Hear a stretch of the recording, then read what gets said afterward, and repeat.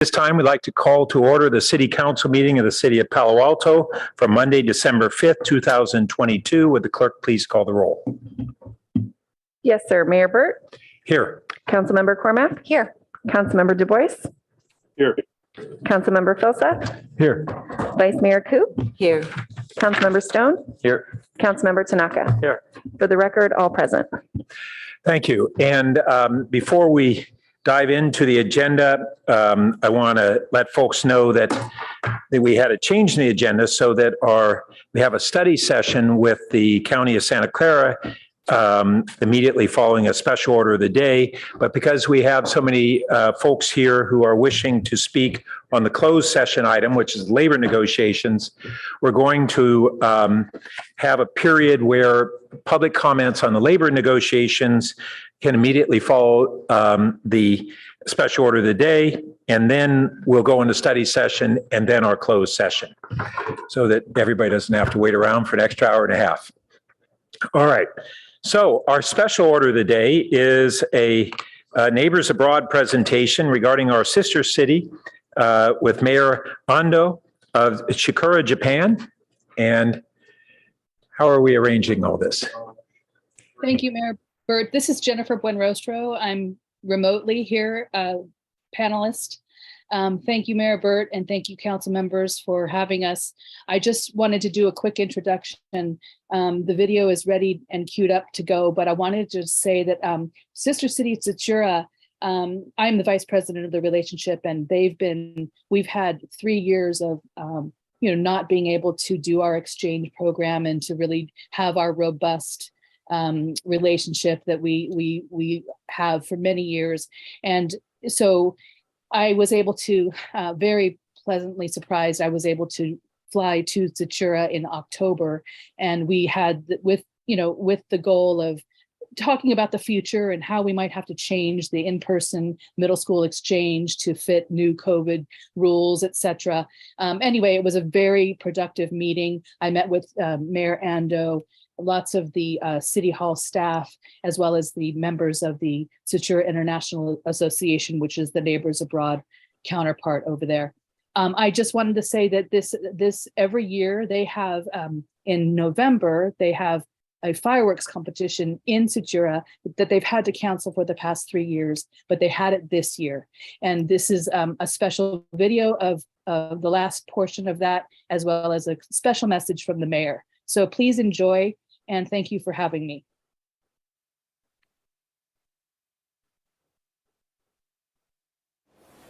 Hello everyone in Palo Alto. I'm Mariko Ando, Mayor of Tsuchura City. 今日は皆さんに11月5日に行われた土浦全国花火競技大会の様子をご覧いただこうと思います。新型コロナウイルス感染症の影響で一昨年は残念ながら中止となりましたが、今年3年ぶりに開催することができ、大変嬉しく思っております。今回で91回目を迎えるこの大会は、1925年に始まった歴史のある大会です。災害や不況など暗い話題が多かった当時、人々に元気になってもらおうという思いで始められました。現在では優秀な作品に内閣総理大臣賞や経済産業大臣賞が授与されるなど、日本でも最高峰の花火競技大会の一つになっています。新型コロナウイルス感染症やロシアによるウクライナ侵攻など暗いニュースが続いていますが、日本が誇る世界最高水準の花火を見て、皆さんが少しでも元気な前向きな気持ちになってもらえればと思います。それでは光と音が作り出す芸術、匠の技をお楽しみください。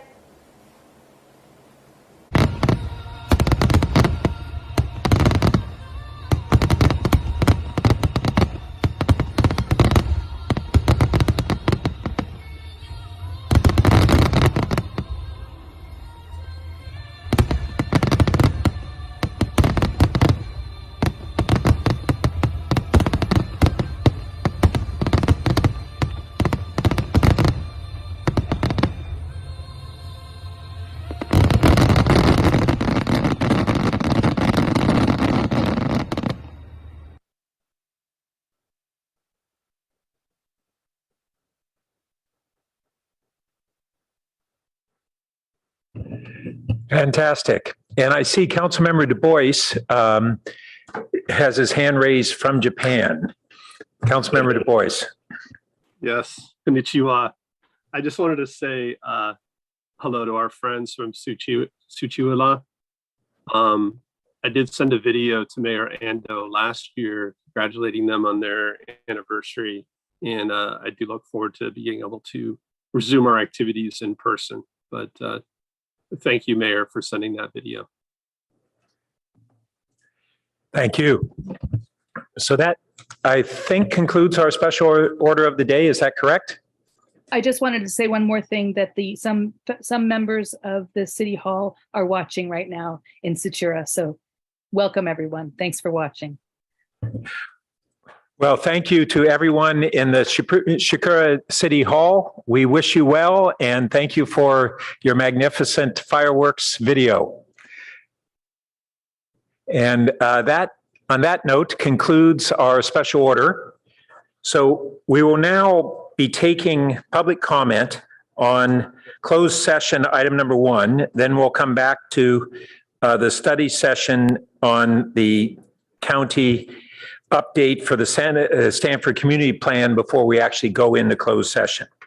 So closed session item number 1 is a conference with labor negotiators regarding employee unions, the SEIU, or UMPAPA, or PAPOA, our PMA, our IAFF, and our FCA.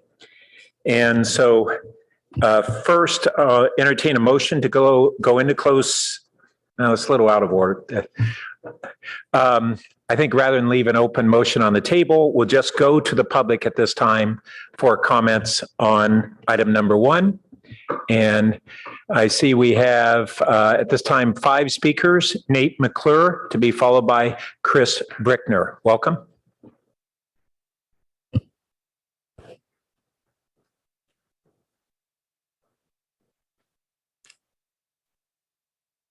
Hadn't realized I was going to be up first.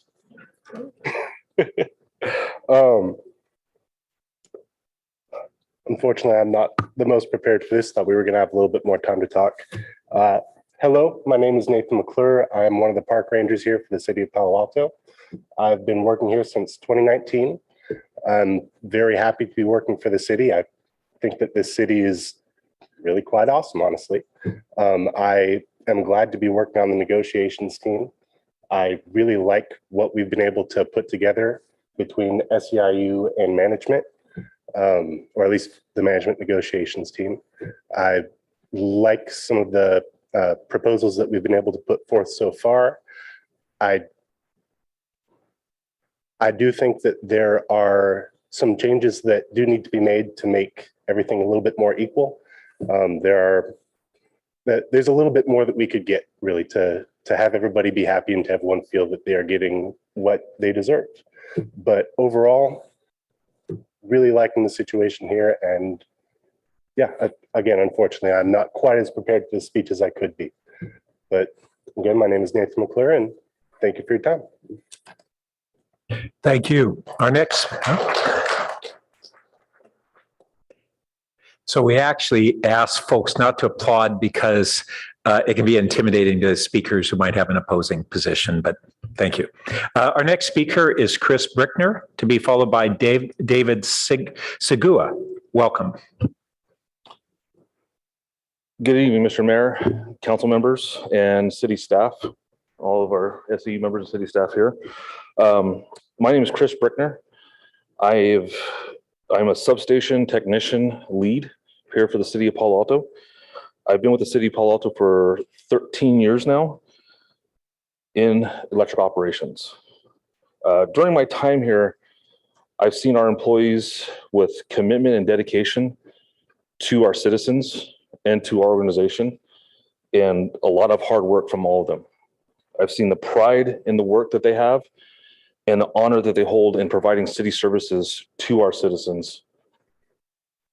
Also, in my time here, I've seen our workforce dwindle year by year. As our workforce shrinks, our workload seems to be increasing, especially in the last few years. Currently in electric operations where I work, we have 66 utility electrician positions open and 23 of them are vacant. Of the 41 positions that are filled, 6 of them are either an apprentice or trainee, which puts more workload on senior technicians like myself and my journeyman staff to help train them to make them competent electricians so we can put our focus of how we do our work and the pride we have in our work for the city of Palo Alto and instill that in them.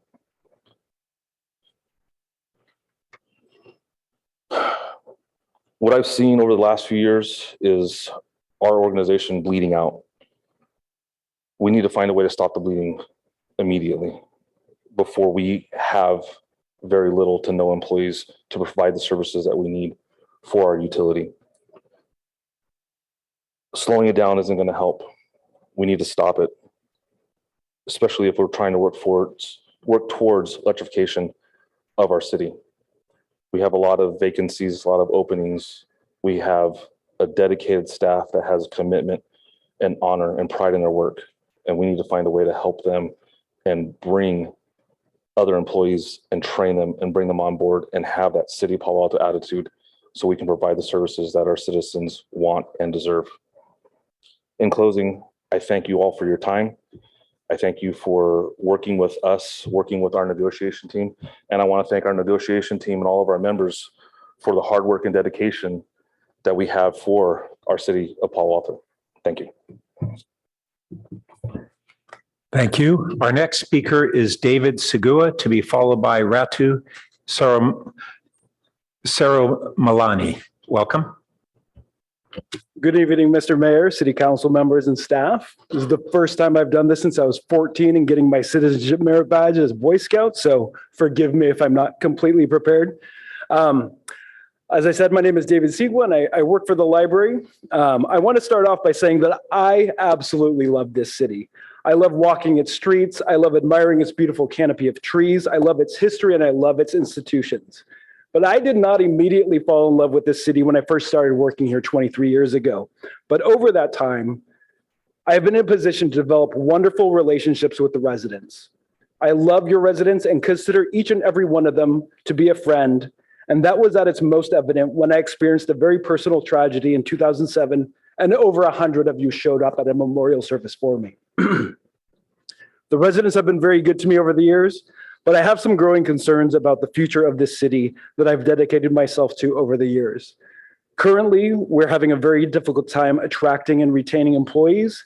And for this great city to continue to flourish, we need to offer competitive compensation, cost of living adjustments that keep up with rising costs, and continued coverage of our healthcare so that we can be comparable to other cities in our area.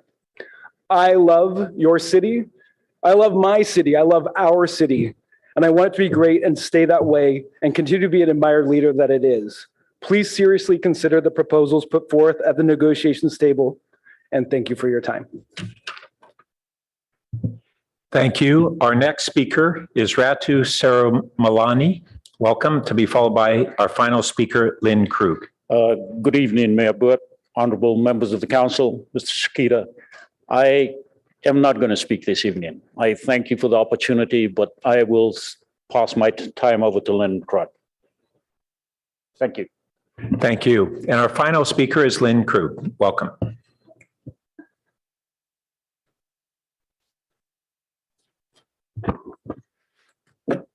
Good evening, Pat Burt, our mayor, and Ed, our city manager. Thank you for scheduling us early so we weren't here all night. I very much appreciate that. Okay, I'm Lynn Krug. I'm chapter chair of the SEIU employees. I've worked for the city as a utilities water, gas, wastewater inspector for 22 years. We, as SEIU employees of the city of Palo Alto, have a great responsibility to our community of Palo Alto, its residents, and the city council to provide the service levels that this city and its residents demand. Across the entire city organization, we started really feeling the problem of not being able to retain and hire experienced and qualified professional employees some 6 to 8 years ago. In response, about 4 years ago, to address the issues, the city utility department developed a strategic plan, and that plan, though successful in some areas, did not result in hiring and attracting the depth of experienced professionals we needed. Now we're past the tipping point. We have too many vacancies, and we need professionals across the city, not just in utilities. We need to provide a competitive wage and separately a COLA for our employees to both retain employees and attract new employees with the needed education and experience in their field. The employee vacancies and need for hiring are not isolated to the 7 utilities and the water quality control plant, which serves 5 municipalities. We have a great responsibility, and I know our employees perform and respond to the residents' needs and do so as part of our community. Our city and organization must have the institutional knowledge and the ability to compete and hire qualified and experienced employees to provide the level of services the city demands. Thank you so much for the opportunity to work here and for all of us to thrive. I so believe that our proposals are win-win, and we want the best success for this city organization. It's in our hearts and it's in our work. Thank you. Thank you. That concludes our public comments at this time on the closed session item. We will actually entertain any additional public comments at the time we go into closed session for people who were following or had seen the agenda change. So our next item is a study session to receive an update on the Santa Clara County effort to update the Stanford Community Plan. And I'll give folks a moment to shuffle out. Thank you for coming.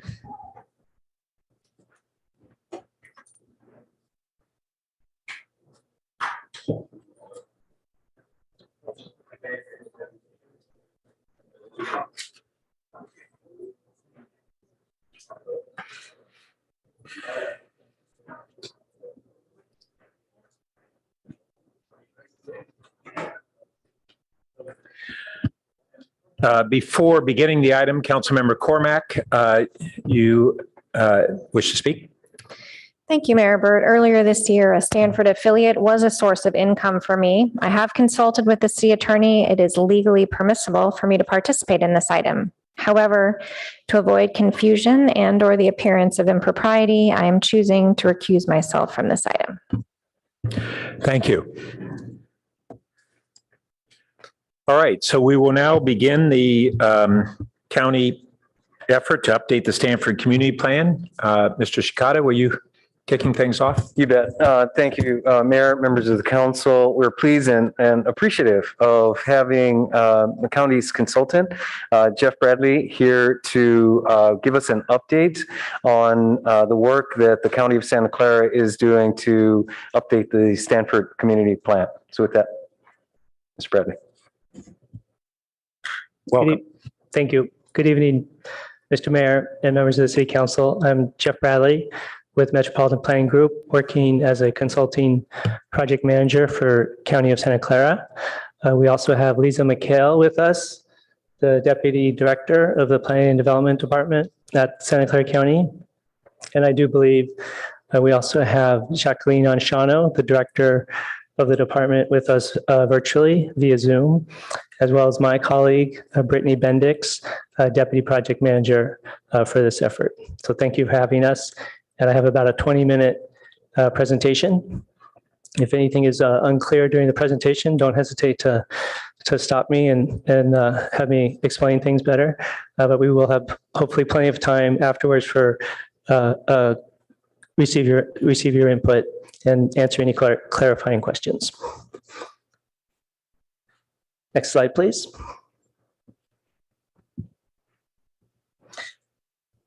Today's presentation is an overview of the recommended updates to the Stanford Community Plan, including a summary of informational studies that have been facilitated these updates.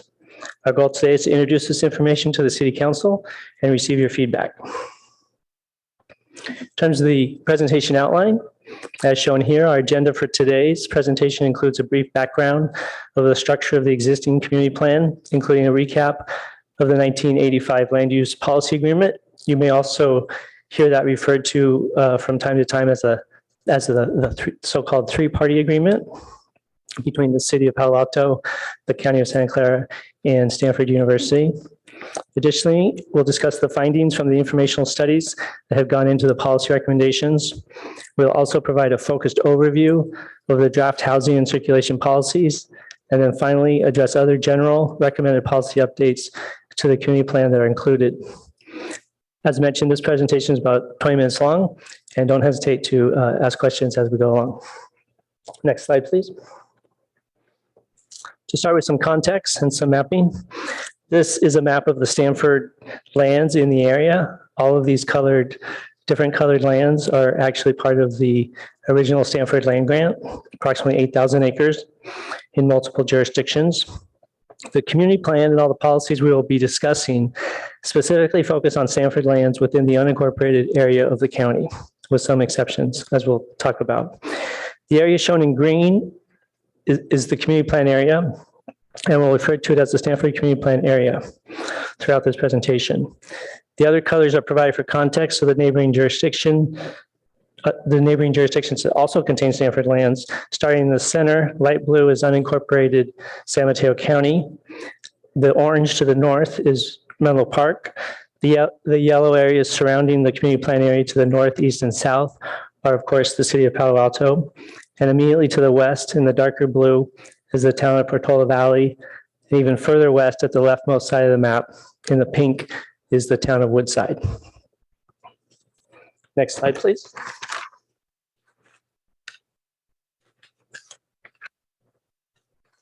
Before we proceed, I'll quickly go over some important background information related to Stanford.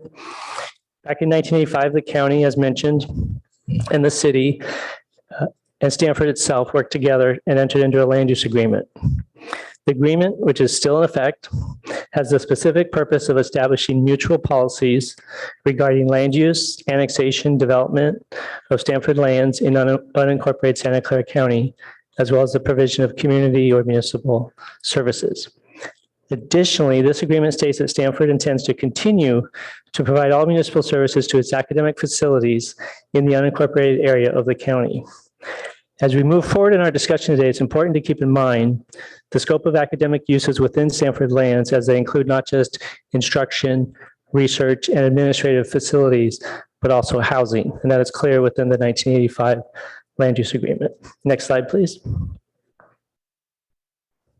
The Stanford Community Plan, or SCP as we call it, is a land use planning document originally adopted 22 years ago, back in 2000. That guides the growth and development of the community plan area, commonly referred to as the Stanford campus. It works in coordination with the 1985 Land Use Policy Agreement, and it supplements the county's general plan with specific goals and objectives specifically for this area.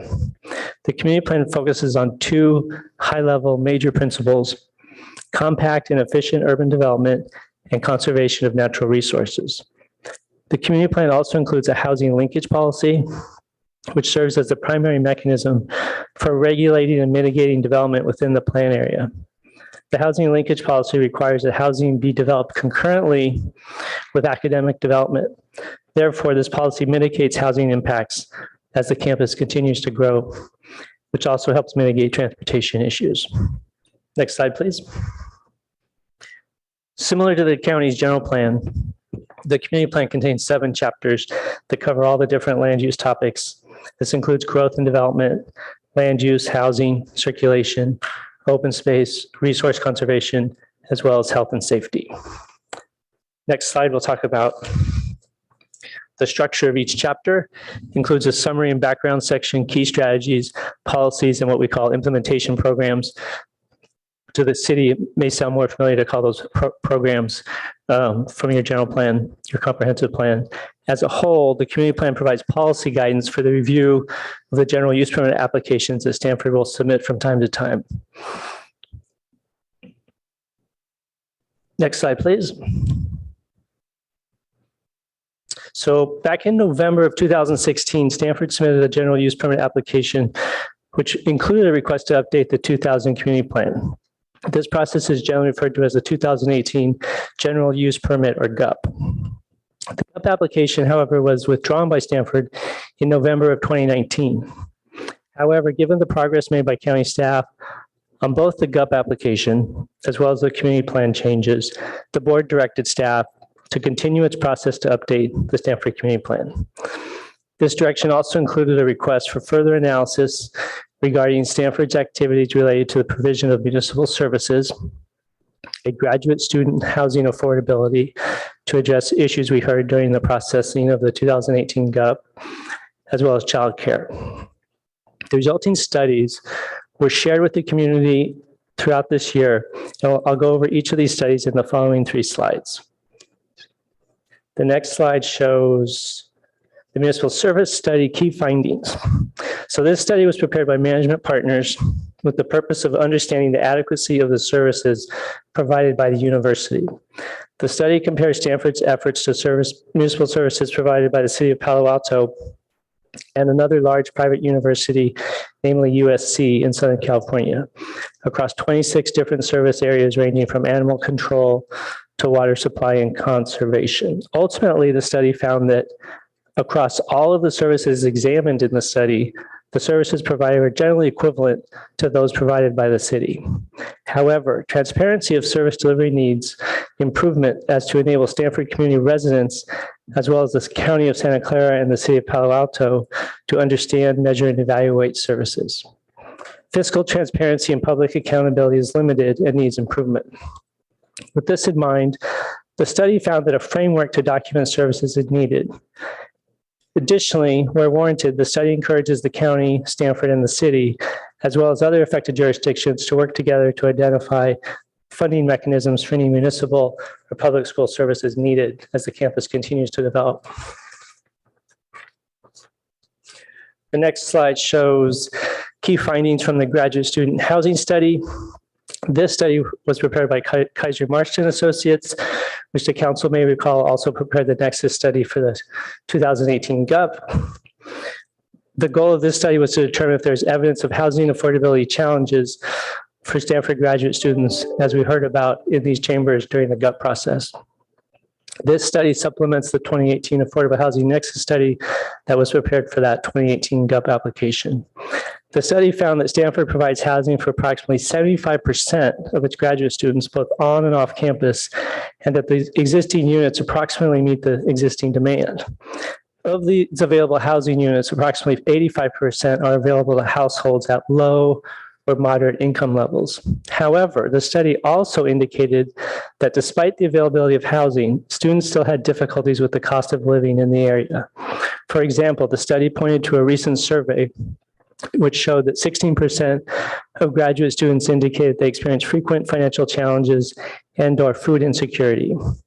The study also indicated that affordability challenges are most prevalent among international students, driven in part by visa restrictions on spouses' ability to work in this country, and by a lack of access to federal student loans.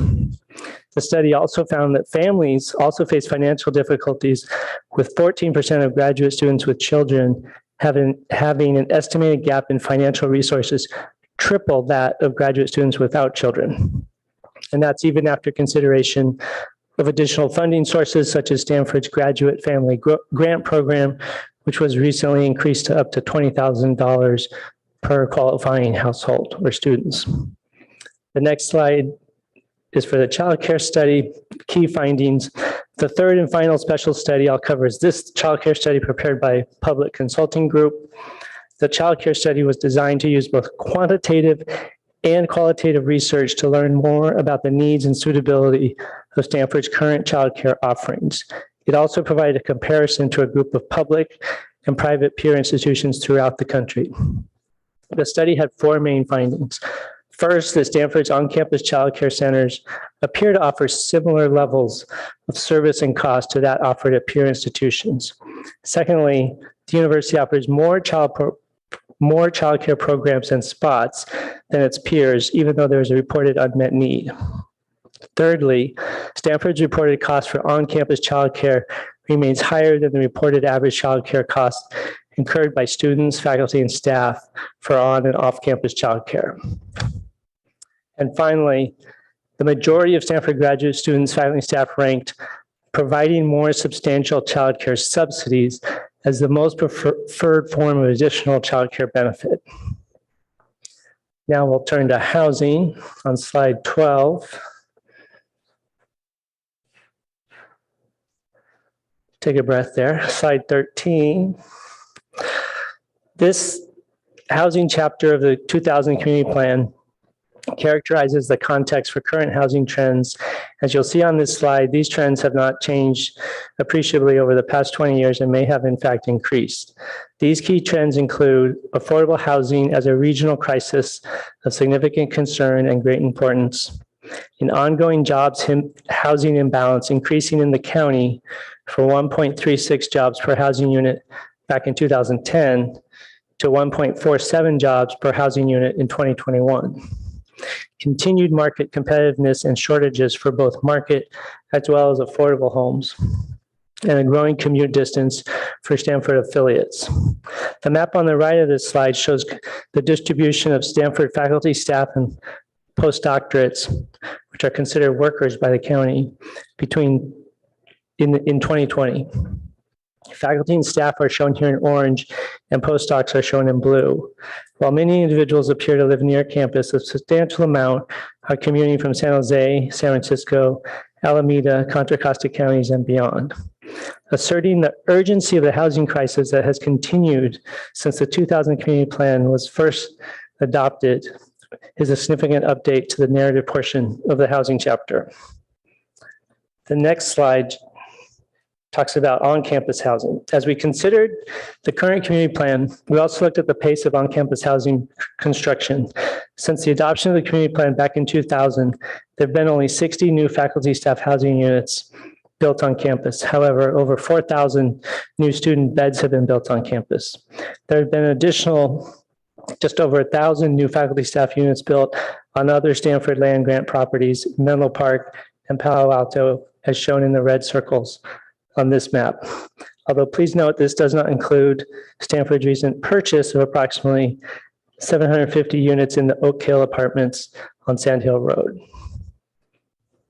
However, this amount of on-site housing provided for faculty, staff, and other workers is too low, and going forward, the community plan seeks to require more housing actually on campus to meet future needs.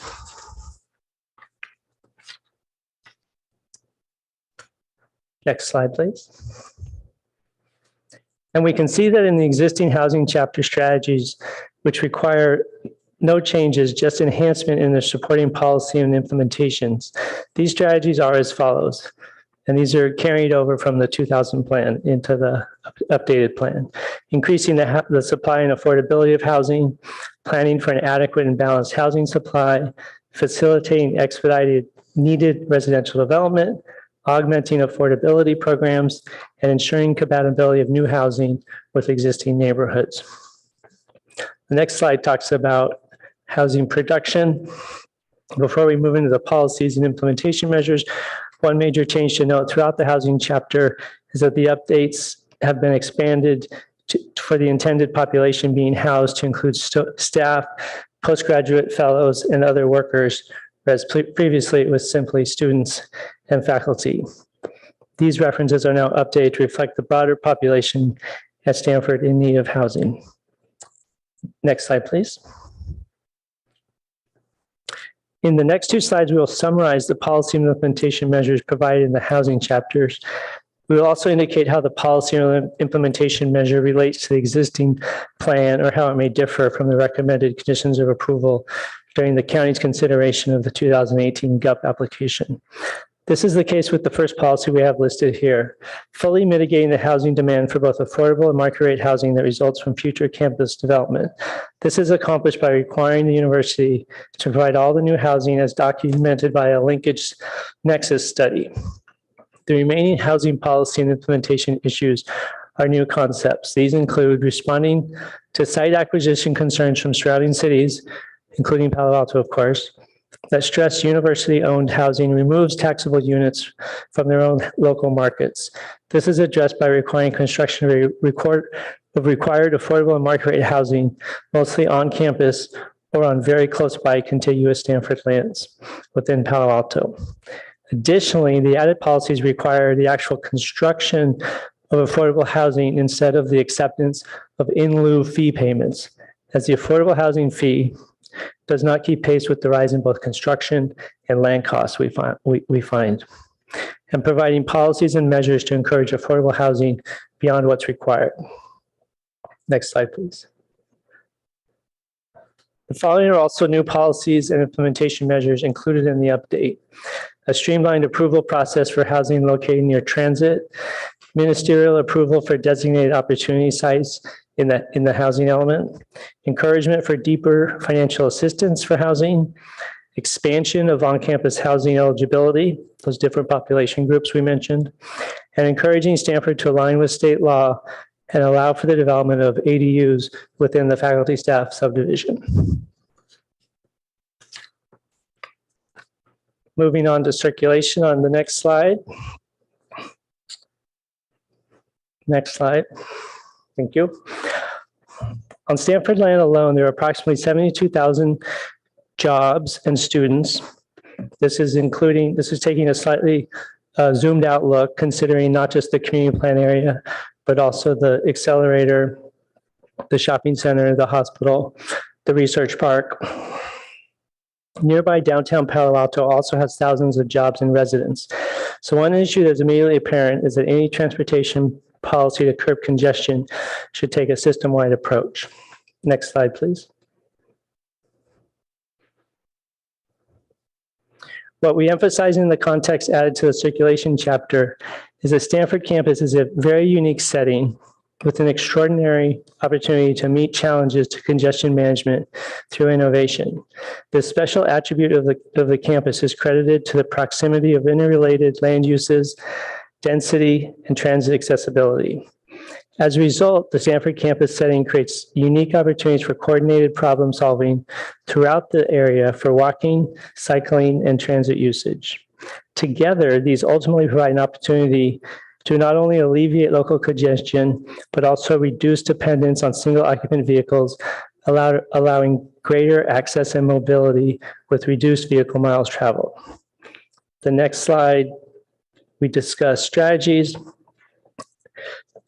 Existing strategies we found have been successful over the past 20 years include avoid worsening of traffic congestion through land use and transportation demand management, alleviate local congestion, and thirdly, alleviate local congestion during special events such as football games. Next slide, please. In these next two slides, we provide a summary of changes to key policies and implementation measures. The first issue here expands the existing no net new commute trip policy to include the so-called reverse commute direction and monitoring during the morning and evening peak hours, as well as the newly developed 3 hour peak periods. This was a concept first raised, again, back in the 2018 GUP application process, and it's continued to become a recommendation and a program and a policy within the community plan update. We've also included completely new recommendations such as reducing VMT, broadening access to TDM programs, transportation demand management for Stanford affiliates, encouraging trip reductions by aligning the circulation and housing policies, and including language to encourage public circulation access throughout the campus.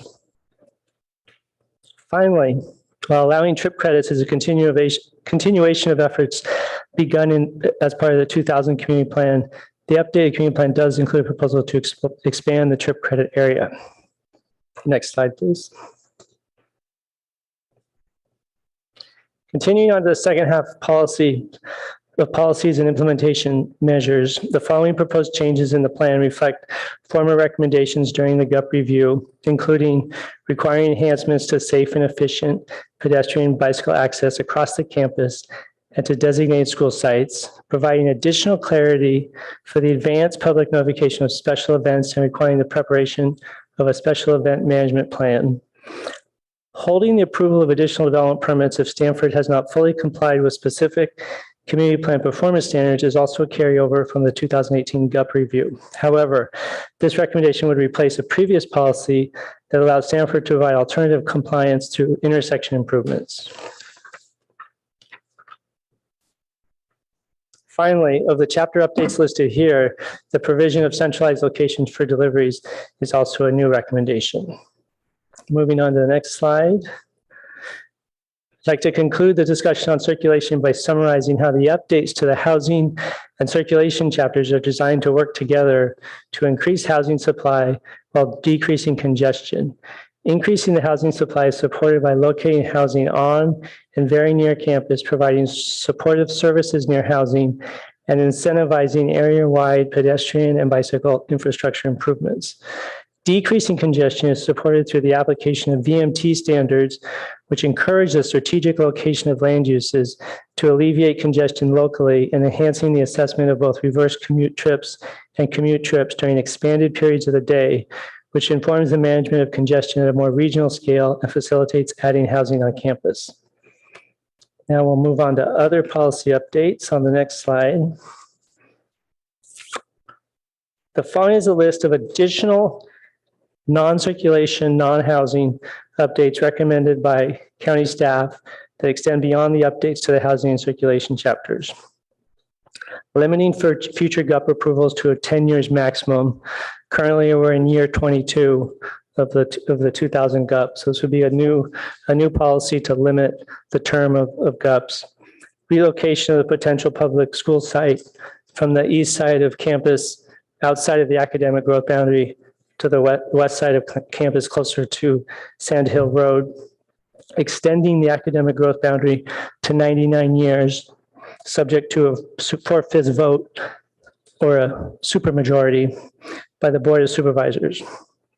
New campus design guidelines, which would also include objective design standards for residential development, of course, incorporating the county health element as appropriate, and finally, incorporating recommendations from the 3 studies we talked about: municipal services, graduate student housing, and childcare. Next slide, please. Next slide. In terms of next steps, our next meeting with the board is on December 13th. They will not take final action at that meeting, but we'll give further direction to staff and the consultant team to make any refinements to the plan. Once the EIR is completed next year in 2023, we will bring the community plan update through a formal adoption process, going to the planning commission first, making a recommendation, and then taking that to the board for adoption during the next calendar year. Next slide, please. Thank you for your time and attention. We're happy to be here and looking forward to receiving your comments and input on the community plan that we presented for you tonight. Thank you. Well, thank you. Thank you for coming this evening and giving us this opportunity to participate in a meaningful way. For hearing from colleagues, I want to emphasize a point that is in the report, which is that this entire community plan and municipal services study is based upon a tri-party agreement between the city of Palo Alto, Stanford, and the county. And we really appreciate the county coming tonight to inform us. I want to encourage a greater recognition of that it's not a 2-party agreement plus Palo Alto commenting and being asked to comment occasionally. It's a 3-party agreement. And we really need to move forward with that as the foundational relationship to the negotiations, with us recognizing that in the end, it is the county's agreement with Stanford on behalf of the city and the county. but that the city is not just another community that has interests. And there certainly are many other communities in the area that have great interest in this plan, but we are the third party in this relationship. And so really encourage an ongoing substantive dialogue with our staff and our council on these issues. I'm not seeing other lights yet from my colleagues. Oh, there we go. Vice Mayor Koo. Thank you. I did want to say thank you very much to county staff. As a matter of fact, I was watching the video and when you stepped up, I was saying, he looks really familiar. And then it hit me, oh, I was watching the video when you were presenting from the 18th, on October 18th. So thank you very much for presenting again. I did want to mention that, obviously we have concerns about the property tax. I think that you have already mentioned that and it's in our draft review. My understanding from the staff report that I see in the county, it's like 19.7 million is estimated as property tax that we lose. And of that 19.7 million, I'm sorry, it's billion, it's not million. Let me just correct the M to the B. 13.3 billion is exempt. So really the city is falling short in collecting revenues. And in addition to that, as Stanford purchases more of our property, some of the housing in town, I mean, I know that there's the one on Oak Creek that has returned to them. And in time, we're going to lose even more property taxes over there. So that is a huge concern in terms of getting our correct funding. The other part of it is also grade separation. If I understand correctly, and correct me if I'm wrong, but our downtown station is one of the highest use and highest number of transit users who go to Stanford. So that's another area that we need to kind of have Stanford and involved in terms of discussions with funding and planning, including our intermodal transit center. As Mayor Byrd had said, this is a tri-party agreement and there's the three of us that we're supposed to be in communications. I did appreciate very much the supervisors who spoke. And, I think one of the things that really Supervisor Chavez asked about what is the underlying structure, and I think you answered that it's a mechanism to address the nearby jurisdiction's concerns. And I think it was your city attorney who says to ensure accountability. And you mentioned a couple of times transparency. So as much as possible that we can be involved, that would be very important. I did want to ask, I understand that there is water, their use of water is from their two reservoirs and they come through the Matadero Creek, is that so? And then also San Francisco. Do they end up using our storm drains? There is, to the mayor, if I may respond to Vice Mayor Koo. Stanford does receive water through the Techachi system, San Francisco public water system, as well as local wells that you mentioned. Beyond that, I would need to take your comments and research water and come back. Yeah, I was just wondering if any of the water that comes through their reservoirs, does it actually access any of our storm drains, simply because, our residents also pay for those. So we want to just kind of know about that. My other issue with the circulation part of it is the no net new commute trip. And if I understood the presentation from when it was given at the county to the supervisors, it was that those are, well, actually, it was the reverse trip standard, and those only originate from the campus. So only you count it when they're coming out of the campus. So does it get counted when it goes in? but I'll answer your question. I have to kind of go a little broader for it to make sense. So the no net new commute trip from 2000 GUP, 2000 community plan is a longstanding measure where the county literally put tubes across the road and had people with clipboards counting every single car going in and out. So we have very good data on that going back 21 years now. So that's the no net new commute trip. The criticism that received in the community was that you're only measuring 1 hour of traffic coming in the morning. So let's call it, the morning commute hour.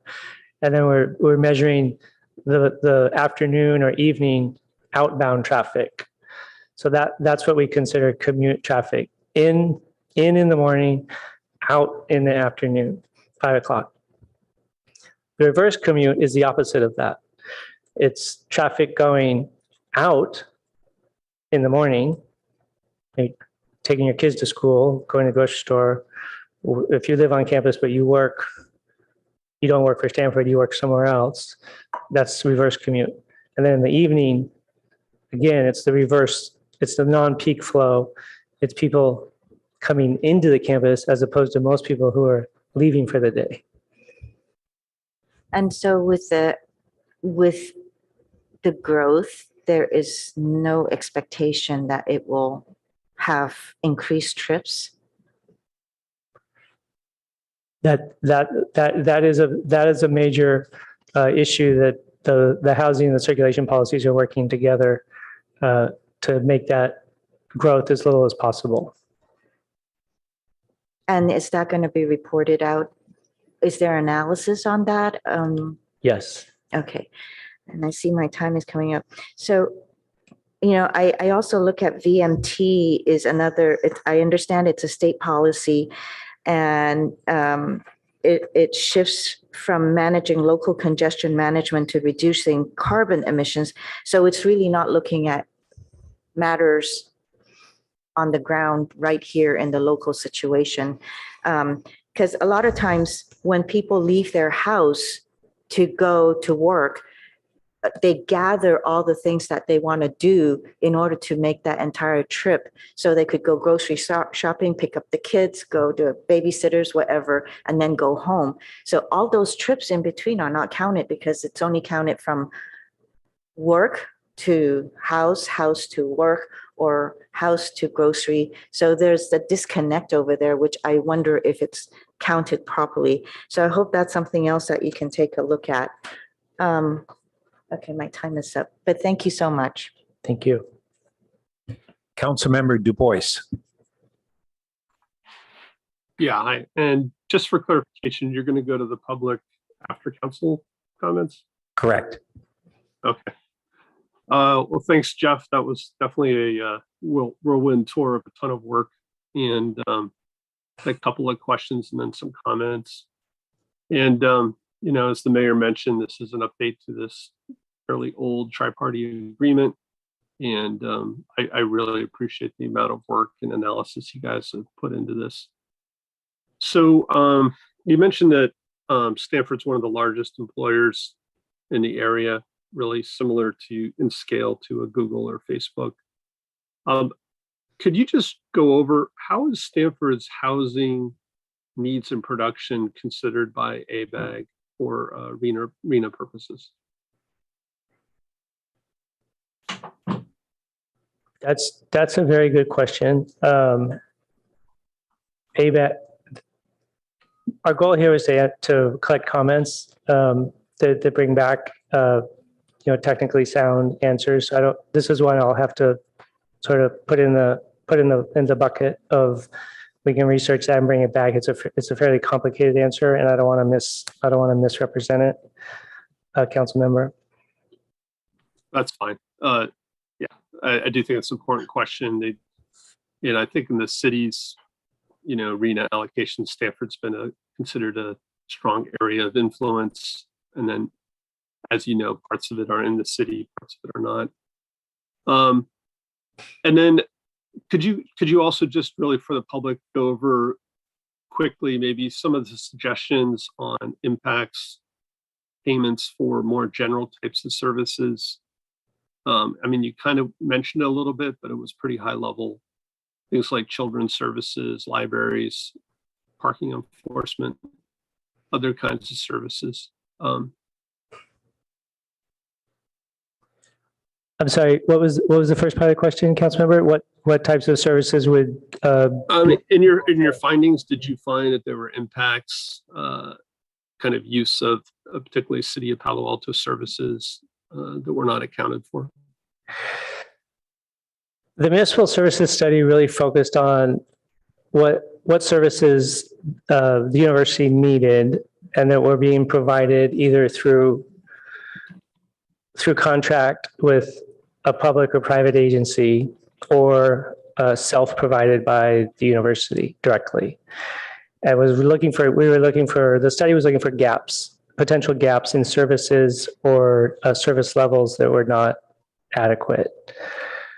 So it is possible there's a category of services where the services being provided by the City of Palo Alto, for example, parks, public parks, and Stanford affiliated people are using those facilities.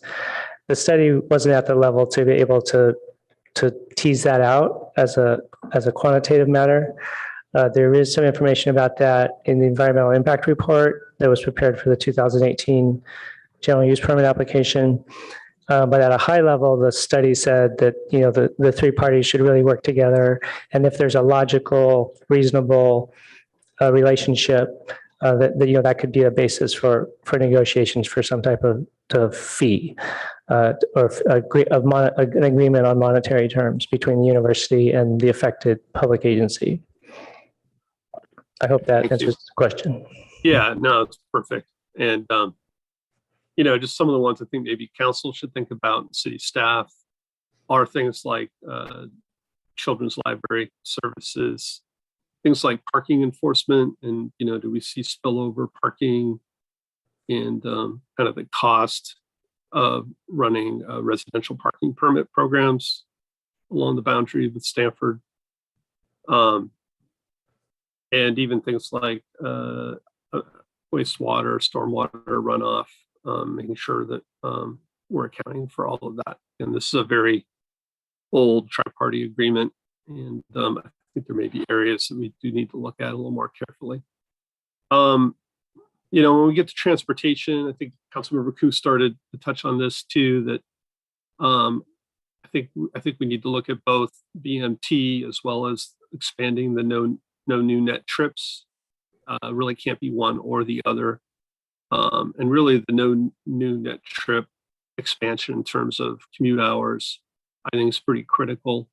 This has really been kind of a bedrock of the GUP, and it's served us very well over the years.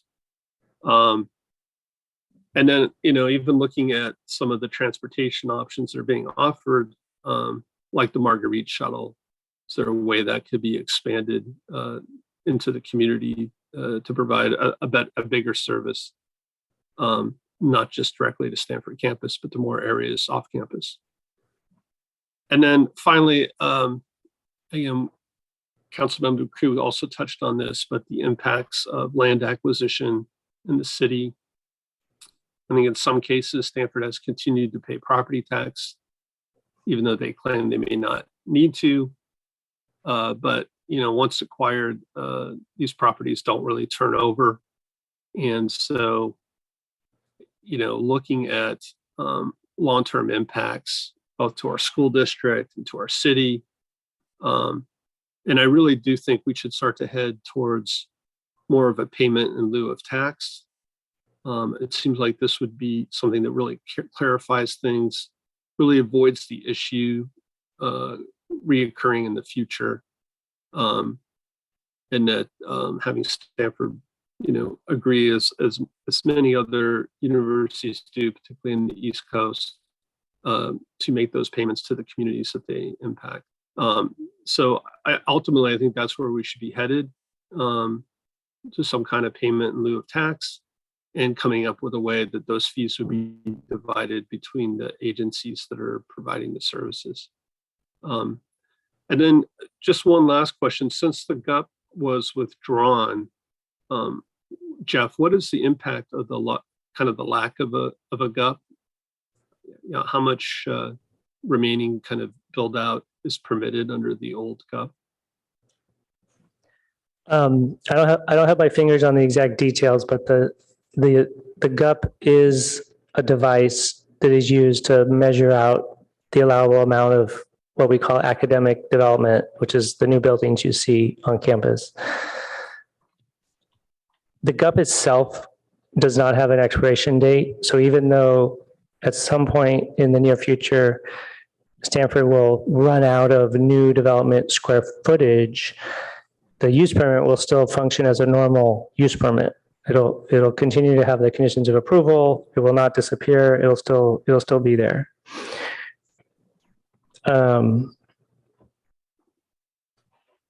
Was there a second part to that question I'm missing? Well, I guess what happens when they do run out? Oh, when they do run out. Okay, right. So if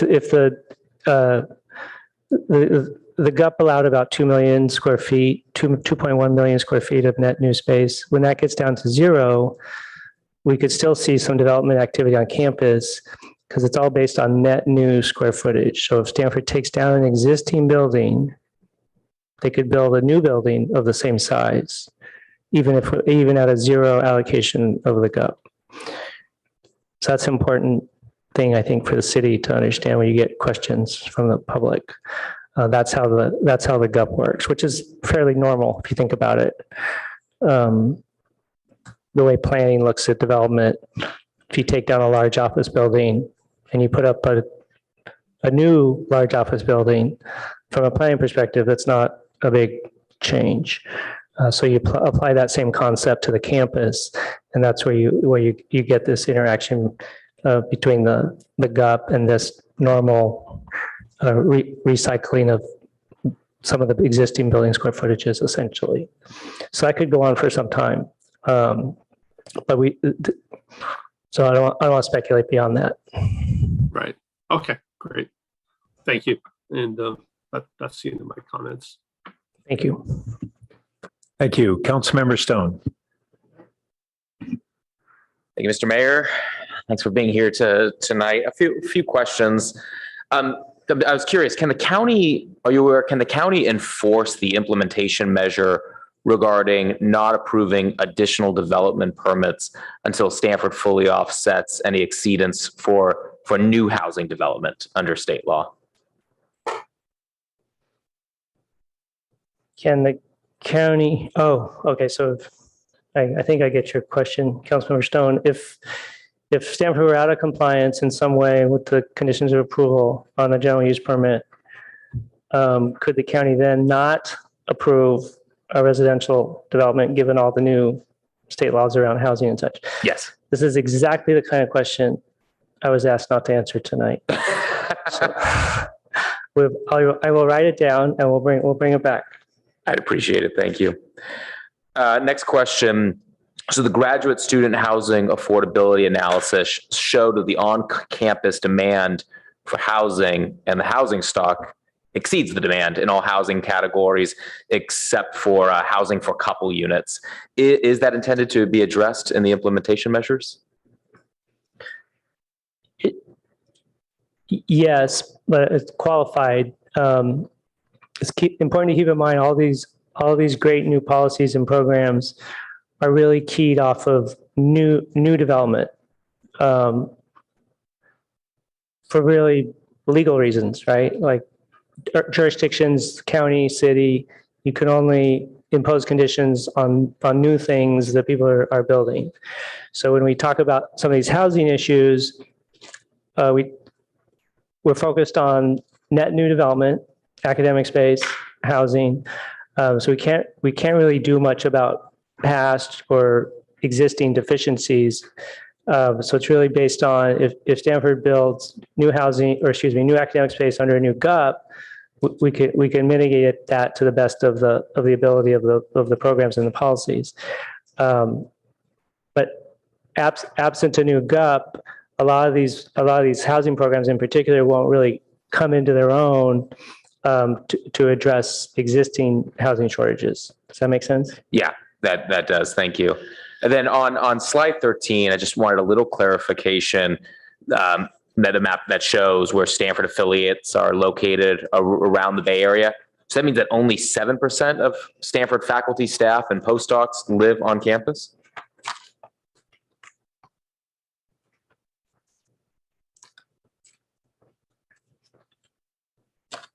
That's correct. Okay, and through your study, did you find, is there demand to increase that the amount of Stanford affiliates on campus, or are most of these people choosing to live off campus for a variety of reasons? I know you identified some of those in the report, but that number just seemed surprisingly inflated. Actually, yeah, let me put a pin in that. I need to double check those numbers. The underlying data for the map is from Stanford, but the 7 and 93% was a different analysis. So I need to double check that actually goes with this map. This map shows all the employees essentially who live off campus. So when you see the Palo Alto chunk there in the middle, that's just for the city of Palo Alto, not including those folks who actually live on campus in the unincorporated county area. Right. Okay. And then the blue are the postdoc students. Correct. And yeah, and I think this data. Just to be clear, the county classifies postdocs as employees, not as students. Okay. Just a little wrinkle there. I can see why that would make sense. I think this data was helpful and good, and just kind of showing, I mean, Palo Alto has the plurality of faculty and postdocs, and just to show the impact that Stanford currently and in the future is going to have on our own housing supply and others. And it's kind of, it was interesting seeing 53 to 69% of the county's RENA units are to be placed on Stanford lands. Is that for anticipated growth in Stanford's student and faculty population? No.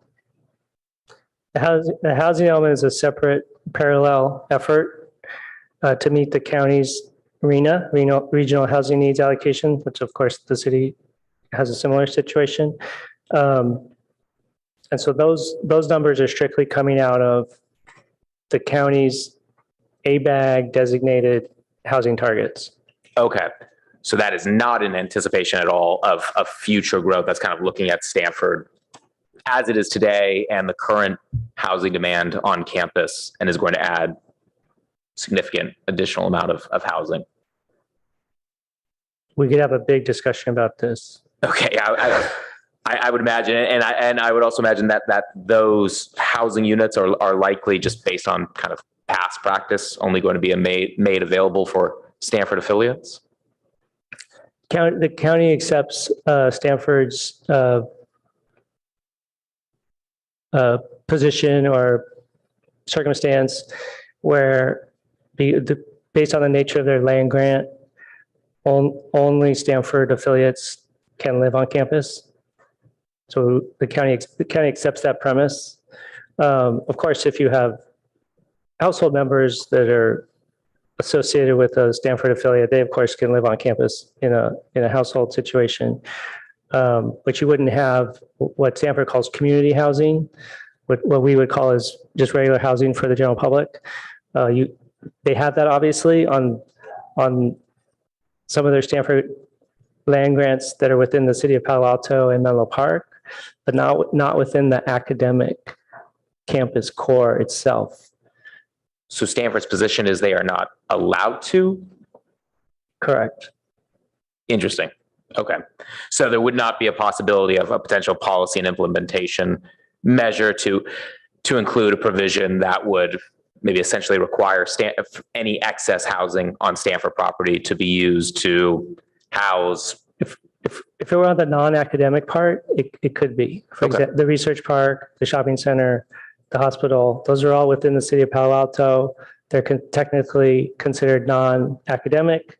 They have long-term leases. They're generating revenue to support the academic mission. But yeah, I'd probably leave it there. I don't want to speak for Stanford on that matter more than I have. But I believe that's generally accurate description. But Okay. that's the operating system that the county is operating under. Okay, so I mean, yeah, if not on academic lands, then maybe on those properties where it is able. I think one thing we should be concerned about is, which I'm shocked I'm saying, excess housing in Stanford. That is a unique problem in the Bay Area, especially doesn't exist here in Palo Alto. Would hate to see that housing stock go unused, and if whatever the county can do to force that housing stock to be actually filled, if it's not from Stanford affiliates, would be helpful. I see I'm out of time, but thanks for your time tonight. Thank you. Well, I'll go ahead and wade in on a number of topics. First, some of what I'll be sharing is expanding on the letter that we sent to the county on September 14th. So on the transportation aspects, the city's concerned to make sure that Stanford isn't allowed to use trip reductions in the Stanford Research Park, which they're independently expected to do as a mitigation for on-campus trips. We really view those as two separate issues. And second, I think, and I didn't go back, but in I think the municipal service study or community plan, there was a reference to Stanford having an obligation to participate in grade separations. Did you recall where that is? That was in your letter, Mayor. Pardon me? That was in your letter. That's Oh, but I thought it was actually referenced in the county documents now. I don't think so. Okay, I will confirm one way or the other. And then I did want to raise the issue of we have, and I really commend the county for pushing Stanford to start moving beyond not only providing housing for their postdoc workers who had not been fully provided for in the past, but begin to open the issue of Stanford's obligation for housing on their service workers. And I don't know how much progress we'll get in that issue. And frankly, I don't know to what extent the service workers want to live on campus. But I am clear that we have many, many thousands of service workers who live in our community and neighboring communities, many of them in East Palo Alto itself. And one of the disappointments when we had the approval of the hospitals was there was discussion about prospectively extending the Marguerite service into East Palo Alto. And that is a really valuable lifeline that would, at a far lower cost than direct housing provision on campus for those service workers, would provide the transportation, public transportation that is just really lacking from East Palo Alto to campus. And I'll add that it benefits Palo Alto traffic mitigations as well, because if those workers are having to take single occupancy vehicles on campus, that's a big deal. And it helps Stanford because it would be one of the most cost-effective ways for them to address their no-net trips requirement. And that's been just, I think, a blind spot for years. So it has a social benefit, it has a transportation benefit, and it has a really a cost-effectiveness benefit to Stanford. And then your report references really the bicycle, let's see, page 23, I think it is. Yeah, encourage public circulation across campus to existing connections. And one of the other really urban design shortcomings that has existed for many decades is that there is no real bike thoroughfare from Sand Hill Road and Stanford West Apartments and Oak Creek Apartments, which have hundreds of school-aged children between all those different Stanford housing developments. Those children have to ride across campus, and they actually, if they're middle and high schoolers, they go all the way to South Palo Alto, Terman Middle School, or Fletcher Middle School now, and Gunn High School. And many of them are driven by their parents because there's just not adequate bike riding, especially from Sand Hill Road to the middle of campus, but really all the way out to Hanover and the Bull Park Path. There is potentially a great continuous bike route that would run parallel to El Camino, all the way from the edge of Menlo Park to the south edge of Palo Alto, serving those students. And I think that's a specific need that has existed for a long time and would benefit all parties greatly. Then I did want to also echo Councilmember Du Bois's concept on payment of in lieu taxes as something that should be looked at. Now, we do mitigate that through the municipal services obligations, and so it wouldn't be identical to some of the other universities on the East Coast that have that full program, but I do think that that's something we should be looking at. And then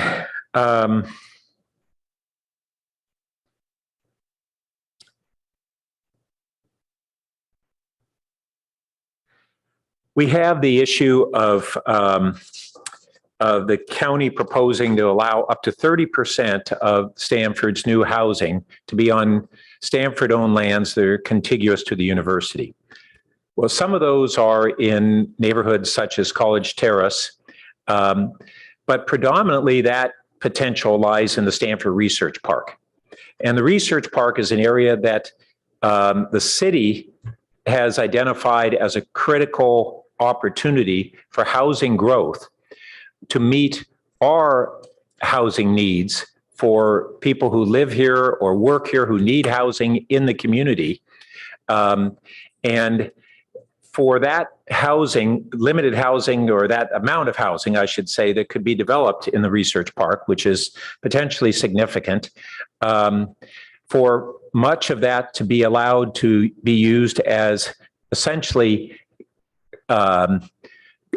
company housing, which is what Stanford's off-campus housing is a real loss to the community and the city of Palo Alto in terms of meeting its housing needs. It may count against our RENA allocations, but it wouldn't really address our community's real housing needs and efforts to reduce the jobs housing imbalance. And so we have deep concerns over that specific proposal. In addition, Stanford is looking at expanding biotech functions in the Research Park, which I think is overall a really positive direction for the Research Park, but it does mean that certain areas of the Research Park may be incompatible for housing. And that means that there's really a need for a comprehensive plan between primarily the city and Stanford on housing development and biotech development in the Research Park. To date, Stanford has not really engaged with the city in that comprehensive planning. And if the county is going to have any of the housing allowed in the Research Park, we would encourage the county to really push Stanford to go into that engagement. And frankly, the city has a significant underused authority over development in the Research Park. We have a maximum build out of office space that is by a prior agreement. That is one that we would have been willing to continue even while we've had our office cap elsewhere in the city. Stanford has used that judiciously, and they're to be commended for that they don't just recklessly utilize all of that. But it is not a binding by right development.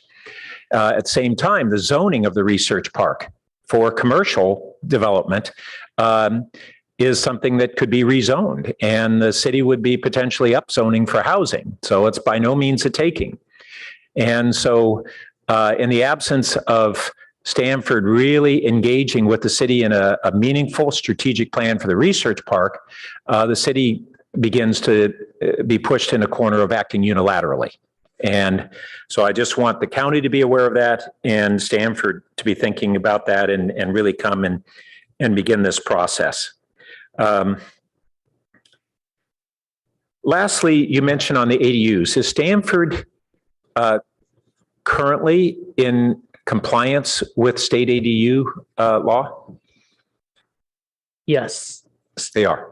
State ADU law operates almost exclusively on public agencies such as cities and counties. Stamford is a private property owner, so they are in a different category relative to ADU law, where the county is simply encouraging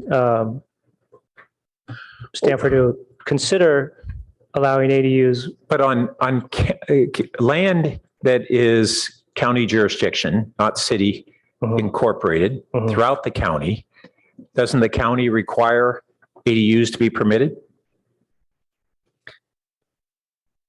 No. The county is required to approve ADUs if they're submitted by a property owner. But the county's position, well, again, this is getting a little technical, but you're treating, because your interpretation, in which may be correct, is you have a single property owner versus those leaseholders that are property owners. Leaseholders. Yeah. That's an interesting. It's a little bit of a legal question, so I'll put it in the bucket with Councilmember Stone's. No, I hadn't thought of that. Bring it back with proper legal analysis for you. That's an interesting angle on it that I hadn't been appreciating. All right, so I think that concludes my comments. Vice Mayor Koo. I just have a few more mentions.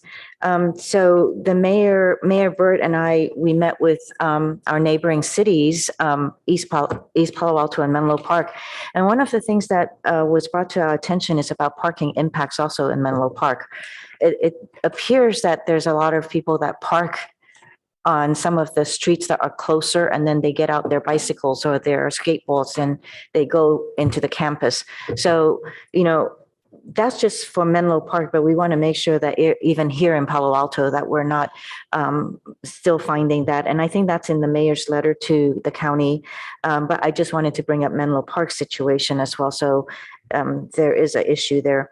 Then the other thing is also, as we're looking into the Caltrain station and building it to and make it bigger, and also addressing grade separations, is that we have MacArthur's Park over there, the restaurant, which is also a historic building. So I want the county to understand that that's a historical site, and that it is also a veterans meeting hall. So we want to be sure that we keep that in mind and not destroy something that does not need to be replaced. Marguerite services, Mayor Pat Byrd had brought that up, and I think that it does need to be expanded as the population grows. And as you can see from slide 13, they're all over the place. I mean, people are not just living on campus. And I also noticed in your report that, if I can find it now, in the report, it also states there's the survey of why people live not just on campus, and there was a various number of reasons that were given. But one of them is that that housing priority is given to the degree program or the program year. So if they missed out on it, then they have to find other housing. But also it's interesting, it says that housing off campus is also cheaper. So I guess they find ways to become roommates or something. But one of the reasons why I think it's also important to keep in mind housing first, as it was said in the report, is that you build housing first before you build academic space. And that's also because there are differences when you're living on campus. It does mention here in the report that they don't have to pay security deposits or even utilities. I guess when they live on campus, there's no need for security deposits. And security deposits are a big chunk of it, right? So I just want to make sure that that is something that is brought forward and cognizant about. The other thing Mayor Burt also brought up is bike safety routes for the children that are going to school. They're crossing one of the big streets that the students cross is Page Mill, and it's during the morning commute times. So it will be very prudent for Stanford to be working with our Safe Route to School team in order to ensure that we do have a safe routes there. I know that they have a program with one of the companies where they use one of their pathways within Stanford Research Park, but I think that needs to be developed, and even potentially making sure that there's crossing guards that Stanford is helping pay for in order to ensure the kids are going to school safely. Besides that, thank you for being here. And thank you. you. And I did, I'm sorry. Thank you. Yep. And I did locate a prior note I had on this issue of the grade separation funding. It was in July, and I don't know the exact date of the report that Planning Director Anciano and the consultants presented a report on the community plan guidelines. And it included that Stanford must contribute to major regional transportation improvements like separating Caltrain at grade separation locations. So somehow that went from that report to not something that is highlighted. Excuse me, Mr. Mayor, what's the date of that report again? July? Well, I don't have the exact date of the report, but July of 2022, I believe, was the time frame. Thank you. I'll research that. Okay. All right. And the time of the county supervisors meeting on the 13th is what, do you know? When this time of day that this item would come up? The meetings generally start at 9:30 in the morning, but as we get closer to that date, we would have a time that would say this item will not be heard before time certain, 1 o'clock, or for example, just for example. But yeah, we'll get closer to that. I am getting a little real-time feedback from some of my colleagues at Stanford that they have recently amended their policy as recently as last month or October, that they now do allow ADUs. So that's something we could bring back more formally as we learn more about that. That's good to hear. Yes. Thank you. Thank you. All right. So now we'll see if we have any members of the public who wish to speak on this item.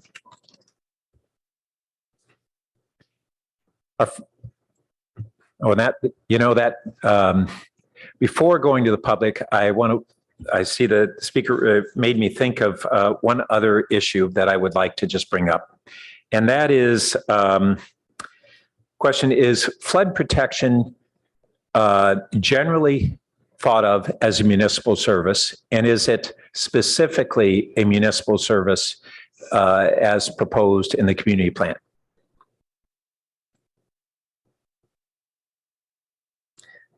It is definitely considered a governmental service, and it was definitely covered by the municipal services study as a discrete topic. We're talking about storm drainage, right? No, Storm drainage? flood protection. Flood protection. More broadly, and I can explain why if that helps. Okay, I might need to. Okay, so the context a little better is really about bring it back. Flooding from San Francisco Creek, and whereas the flood impacts are primarily downstream of university property over almost entirely. The ability to mitigate those protections are a combination of downstream measures and a future upstream detention.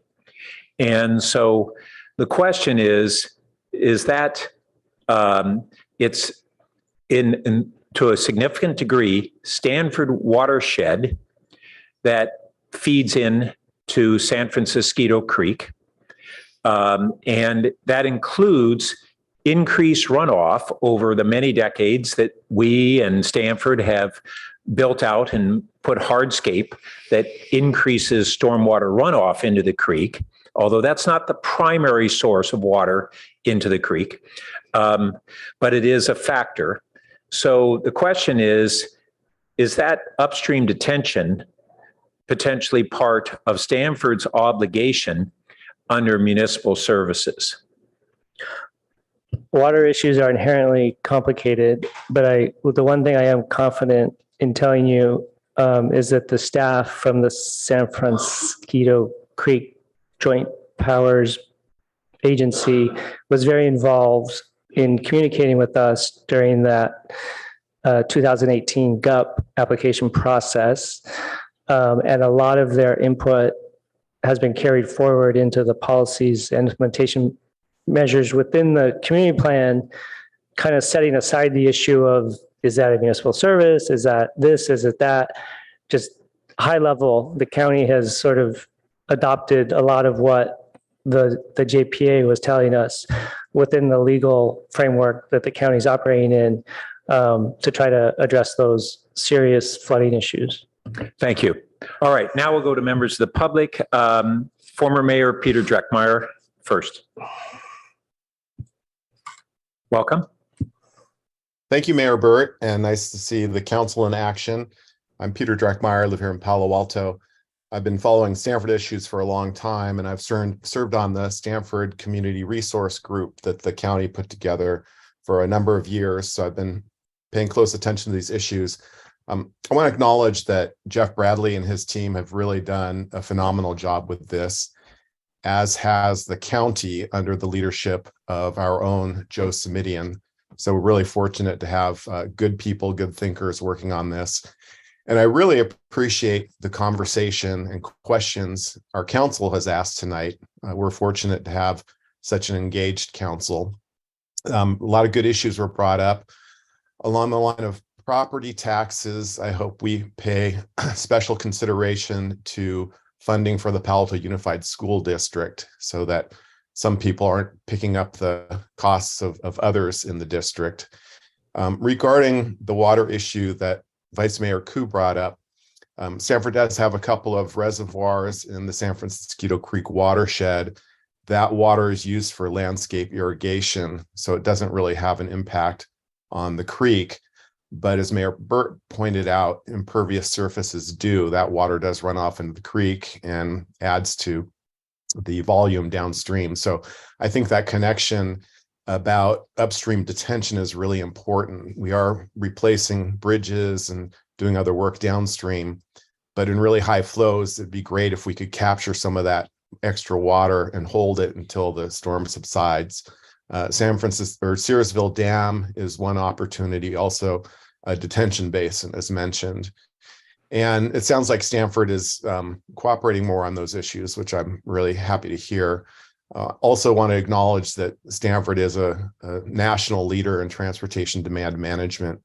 And this community plan update does give them credit for helping alleviate traffic in neighboring communities. So suggestions about expanding the Marguerite could fit really nicely into this. And I think Stanford would be eager to invest less in projects that deliver greater results than picking at the low-hanging fruit on campus. So a lot of opportunities here, a lot of great leadership, and I appreciate your involvement. Thank you. Thank you. Our next and final speaker is Rebecca Eisenberg. Welcome. Thank you, Mayor Burt. And although I was recently elected as director of the board at the Santa Clara Valley Water District, I am speaking for myself and not for the water district. I really appreciate this presentation. It was really helpful. I also very much appreciate the strong advocacy done by our city council. I have a couple of questions that I recognize are not going to be answered tonight, but just kind of putting them out there. The first is, it would have been very helpful to actually have received a response to that letter written by the mayor. Although I don't necessarily agree with every single thing in it, I was very, very happy to see the mention of the Marguerite in particular. Palo Alto has been without a system of public transit since the beginning of the pandemic, when the city council cut the previous electric powered shuttles, which has been a real hardship for many people in our community, especially those with transportation challenges, mobility issues such as school children and seniors. What's very clear about Stanford's continued growth, which maybe is necessary, maybe is not, but we have to live with it regardless. But what's a very clear consequence is the impact on single occupancy car usage, which not only is harmful to our quality of life, to our ability to get around, and has a direct negative impact on the safety, especially for the same mobility challenged groups of people, children and seniors. But it also, through all this burning of fossil fuels, takes us, continues to exacerbate the climate change that we're all experiencing. It is just eminently, obviously true that Stanford has an obligation, whether it's legal, ethical, moral, who knows, practical, but Stanford has an obligation to increase public transit, to take cars off the road. I also like the idea of Stanford paying for bike bridges, pedestrian bridges, also to help with that. Stanford saves a ton of money, billions of dollars, as Vice Mayor Koo pointed out, through the tax loophole that allows it to avoid paying taxes, even though it's profitable and huge. We deserve some of that in mitigations. Thank you. Thank you. That concludes our public comments. And I'll just add that I did locate that staff report to the supervisors. It was on July 14th. On page 5, under E, it says, add a policy to acknowledge that a future GUP application may trigger or require a fair share contribution for major regional improvements, including, but not limited to, Caltrain at-grade crossings. So the reference there is upon the GUP as opposed to the community plan. All right, this has been very helpful, and thank you again for joining us this evening, and we look forward to real substantive ongoing dialogue on the tri-party agreement and the community plan. Thank you. Thank you. All right, on that note, we will now go to our closed session item, which earlier we heard from members of the public, but we're going to reopen an opportunity for members of the public to speak because we went out of order to help accommodate union representatives who were here. Do we have any other members of the public who wish to speak on this item? Closed session on labor negotiations, item number 1.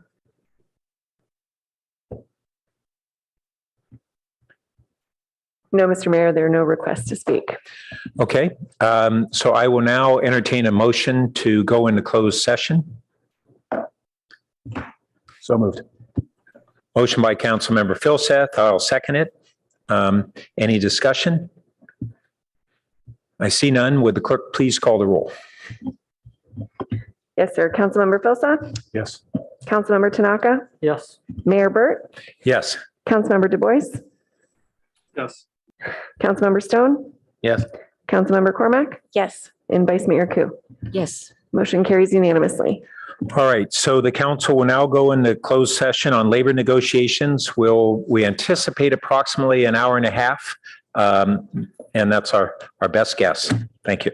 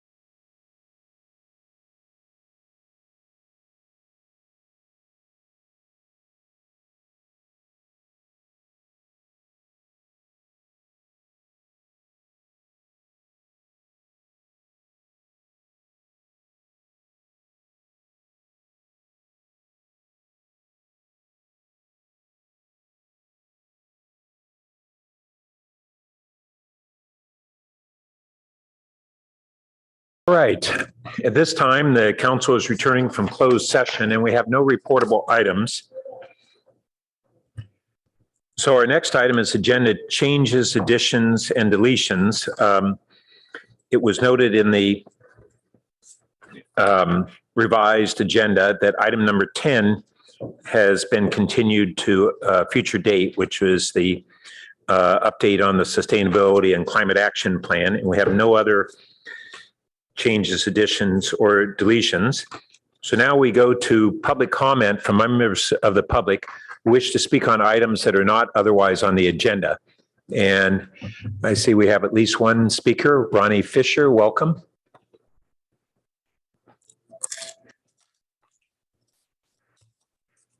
Thank you.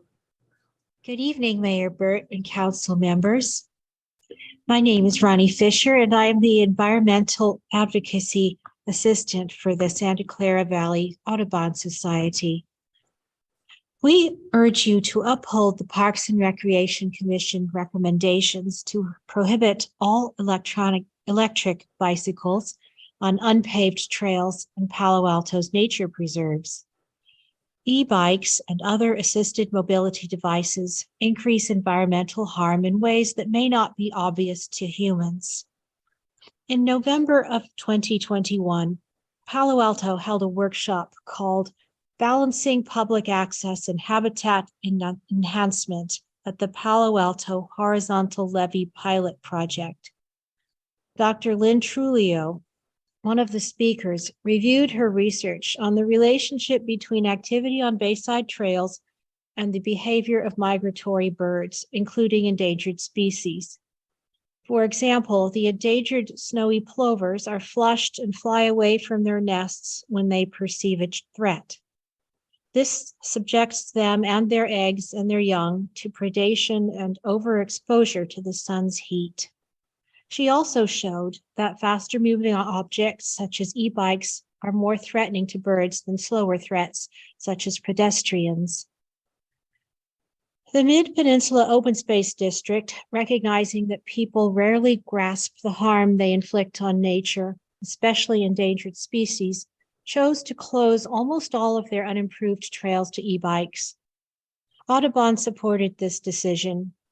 We strongly believe that e-bikes disturb wildlife directly due to sound and speed, and because of the overall increase in activity on trails that pass through important habitat and ecosystems. Further, many of our senior members cannot safely share the trails with assisted mobility devices and e-bikes.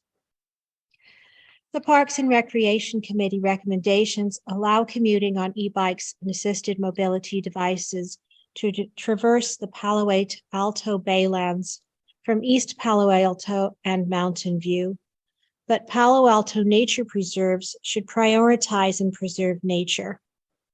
Please prohibit electronic bikes and assisted mobility devices on all unpaved trails of the Baylands and provide opportunities for ecologically sensitive public enjoyment and education. Thank you.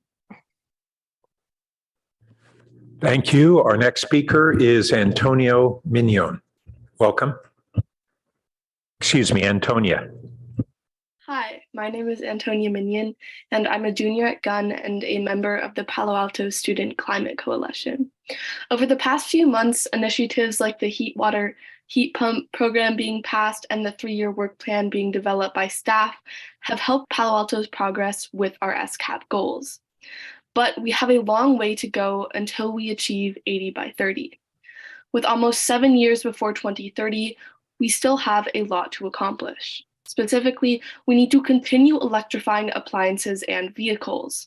After the presentations to council given in October about the heat water heat pump proposal, alongside the information presented at the recent climate summit organized by Mayor Pat Burt, the environmental and health benefits of electric appliances have been proven and are clear. It is imperative that we continue electrifying furnaces, dryers, stovetops, and heaters in single-family homes and apartments. In this journey of electrification, it is important that renters are included in these solutions and paths forward. Renters also deserve to live in homes with clean air, which is why I urge the council to start an initiative that will install electric appliances into existing Palo Alto apartments. While beginning with single-family homes is a great way to make impacts and emission reductions fast, we must ensure no one is left behind in the eventual transition away from gas. Secondly, we need to continue prioritizing the electrification of vehicles in Palo Alto. Cities like San Diego have introduced driving fees for gas cars in order to curb use and raise money for other climate initiatives. The result of local initiatives like this include less air pollution and better quality of life. A more feasible solution for Palo Alto and a great place to start is education. By educating residents on the benefits and long-term savings of electric vehicles and urging them to switch, we can speed up the transition from gas cars. Especially as economic benefits like tax credits and rebates become available from the Inflation Reduction Act, it is important that the city makes sure that residents are aware of these exciting opportunities and incentives. With all that being said, let's keep this momentum going, especially with the new council members joining in January. Thank you for your time. Thank you. So that concludes our public comments, and we will now move on to the consent calendar. Councilmember Cormack. I'd like to register a no vote on item 2, please. On item 2, you say? Yes. Okay. Councilmember Tanaka. No on 3 and 5.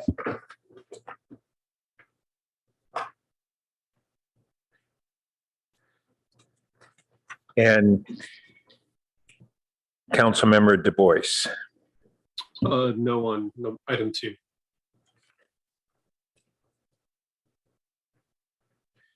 Okay. Do I have members of the public who wish to speak on the consent calendar?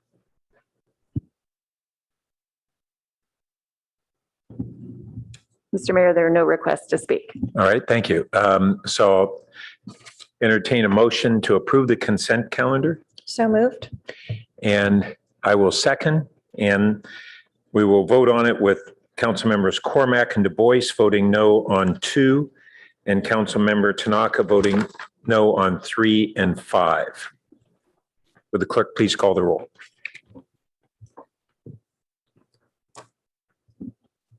Vice Mayor Ku? Yes. Councilmember Du Bois? Yes. Mayor Burt? Yes. Councilmember Tanaka? Yes. Councilmember Stone? Yes. Councilmember Filsa? Yes. And Councilmember Cormack? Yes. Okay, council members Cormack, first Councilmember Cormack, did you want to speak to your no? No, thank you. Councilmember Du Bois, do you want to speak to your no on 2? No. Okay, Councilmember Tanaka, did you want to speak to your no on 3 and 5? Sure. So number 3 is just consistent to my prior vote. Number 5, I am, of course, okay with accepting state funds, but I think in terms of tasers, there should be more discussion. There's been a lot of discussion in the community, and I think it's something that would be beneficial before we move forward on this. Thank you. So that concludes our consent calendar, and we're almost back on schedule miraculously. So next item is city manager comments. Mr. Shikata. Thank you, Mayor. Members of the council, if I could get the assistance from the city clerk with a few slides.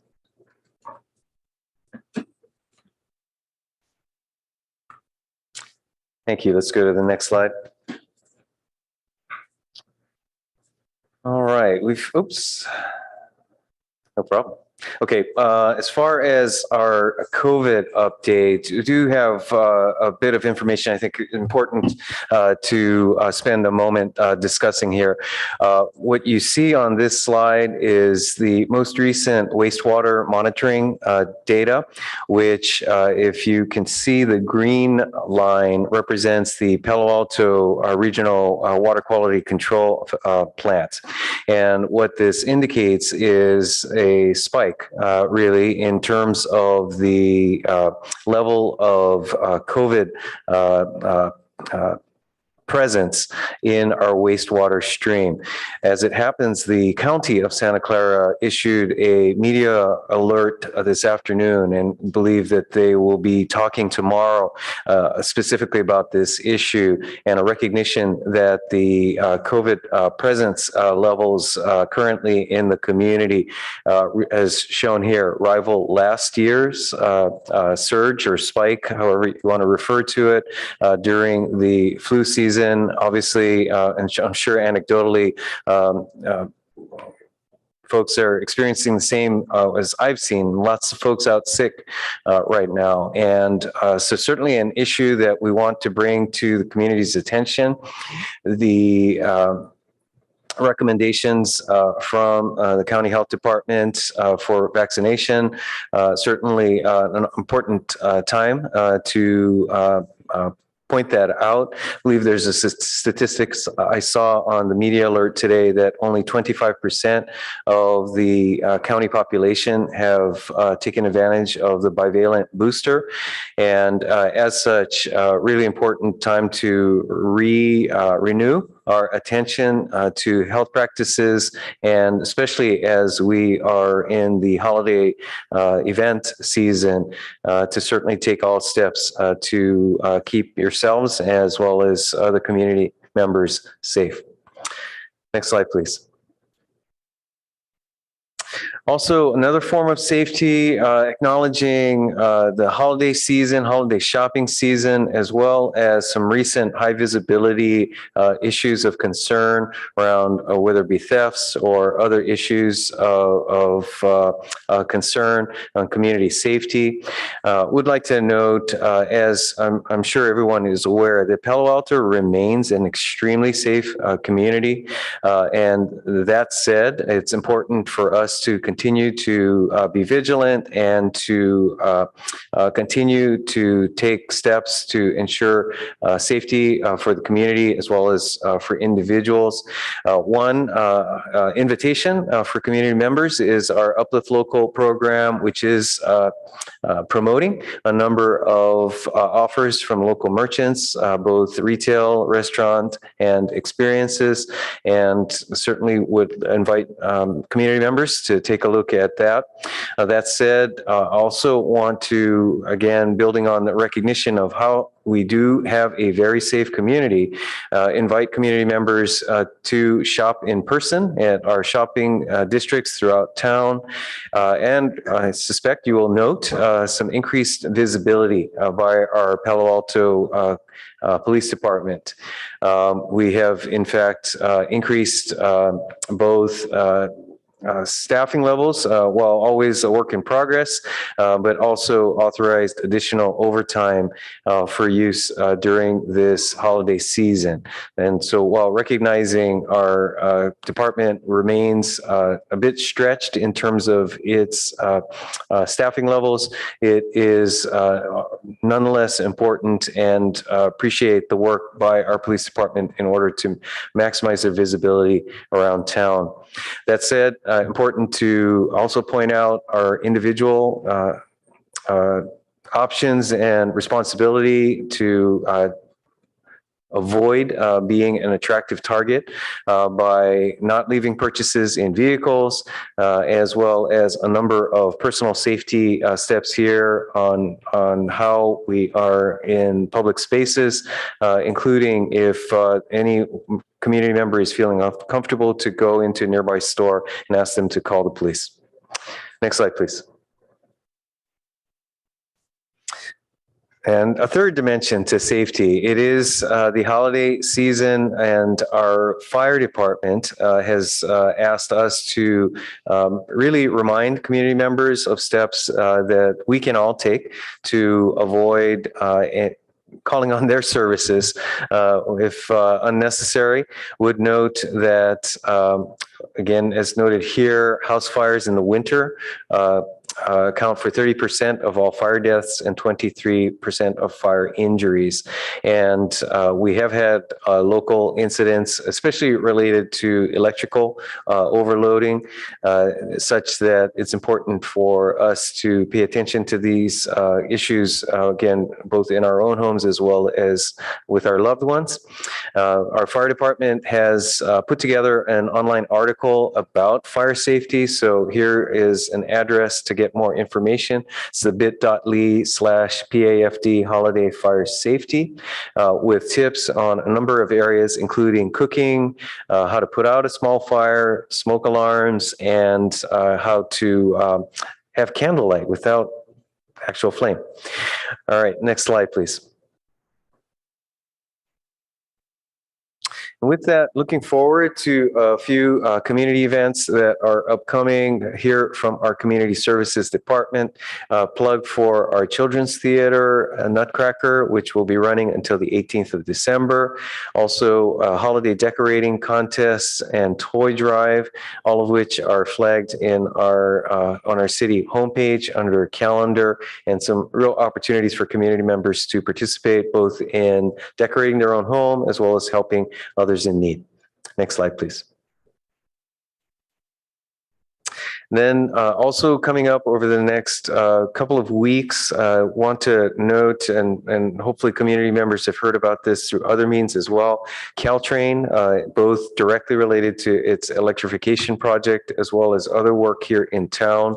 A couple of areas to note, the repair work happening at the Caltrain Railroad Bridge over Oregon Expressway coming up over the next several nights, as well as the electrification work happening at the Alma Avenue train crossing in, again, next several dates upcoming with some potential for several minute closures when needed related to electrification testing, and that the Caltrain website has also been updated with some specific contacts should any issues arise.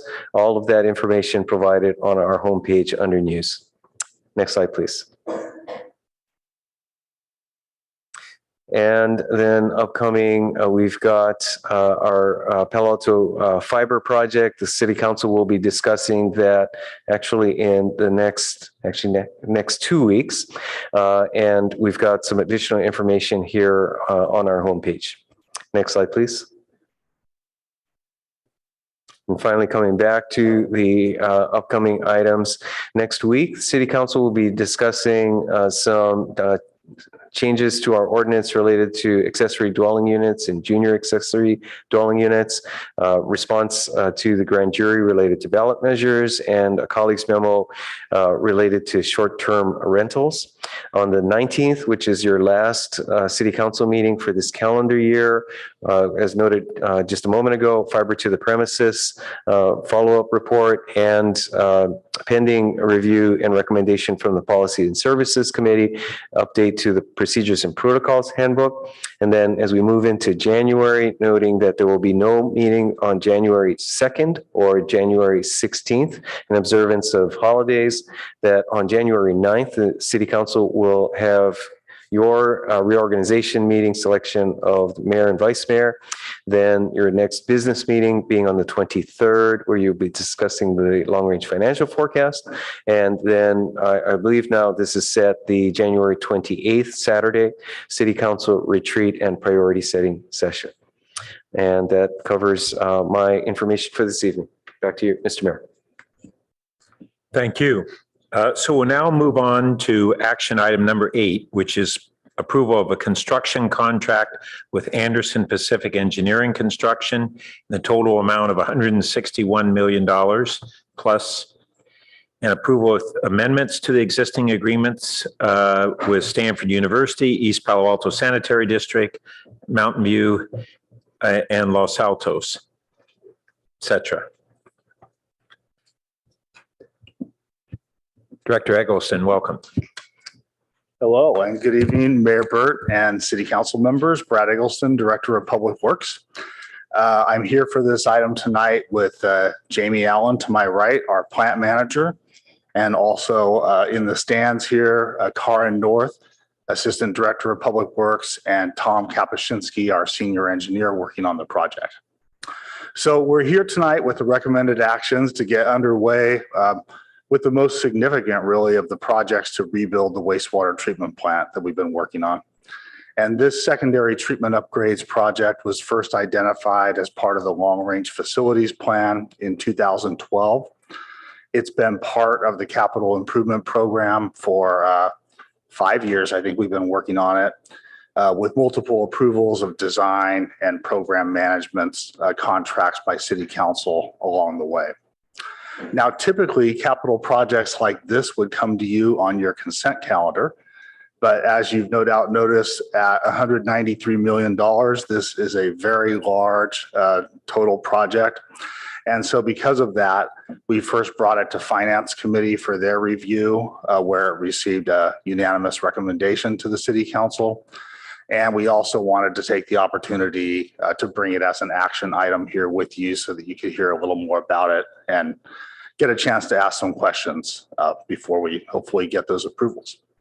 So with that introduction, I'm going to turn it over to Plant Manager Jamie Allen, who will give the staff presentation. Good evening, Council. Jamie Allen, Public Works. Next slide.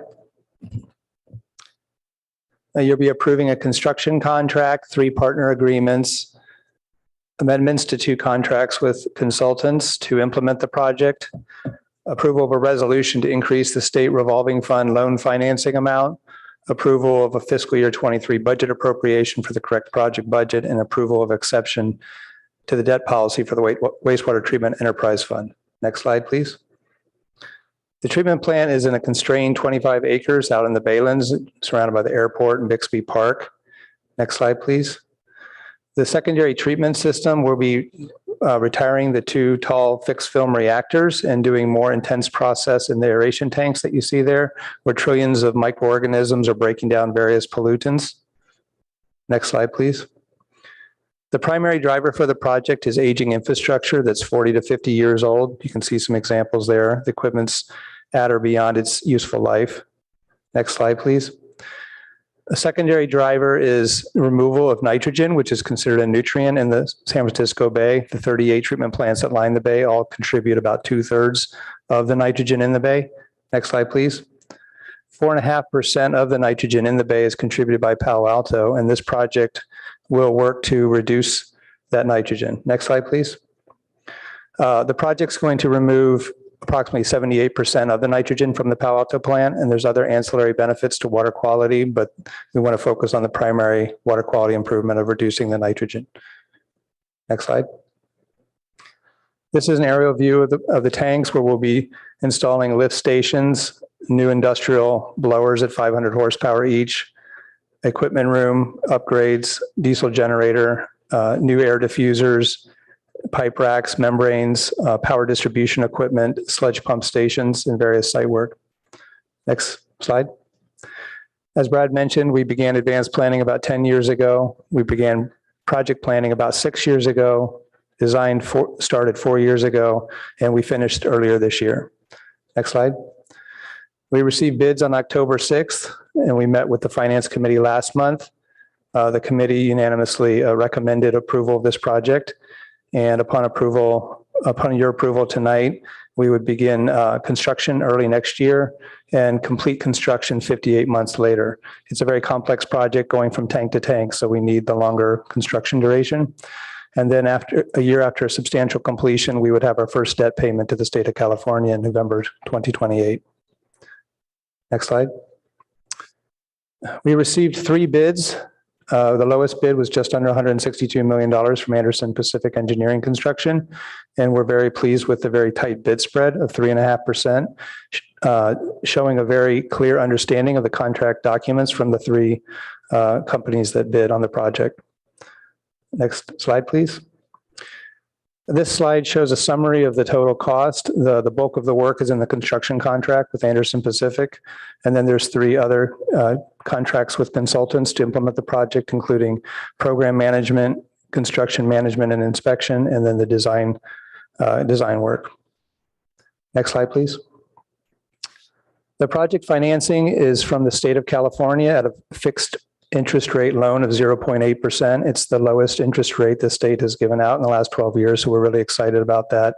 We're glad that we don't have to execute the loan contract at the current time, which has an interest rate of 2.1%, or have to go to the private market to get a utility revenue bond, which is currently at 4.5%.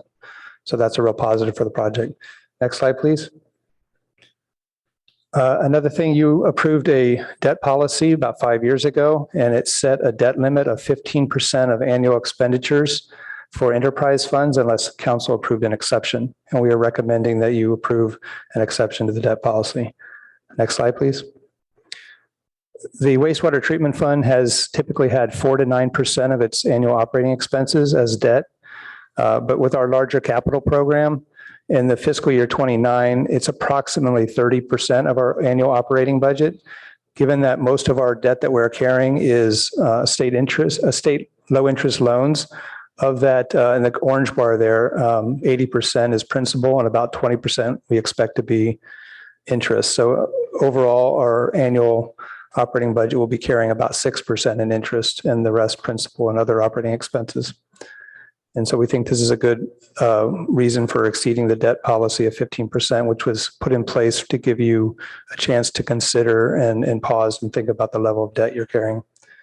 Next slide, please. All of our partners have unanimously approved amendments to their partner agreements to pay for this project. You see the fixed capacity shares here for everybody to pay their portion of the debt. Next slide, please.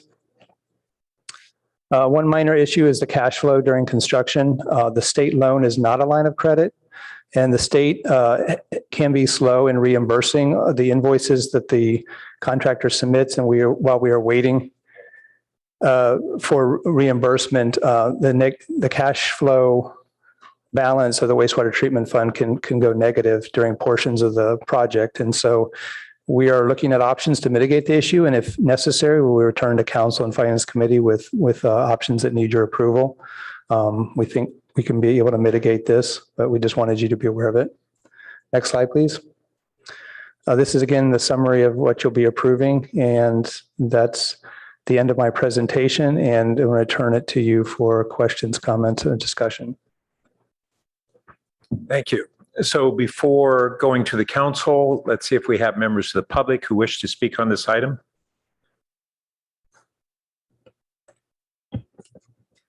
Mr. Mayor, there are no requests to speak. Thank you. Colleagues, Councilmember Cormack. Thank you so much, Mayor Burt. Mr. Allen, welcome. My colleague, Councilmember Phil Seth, always says that really— I'm sorry, Councilmember Cormack, the clerk is indicating we may have one member of the public who wishes to speak after all. Sorry, I think we closed it too soon. Is it okay if we open it? Let's go ahead and allow that member to speak. Thank you so much.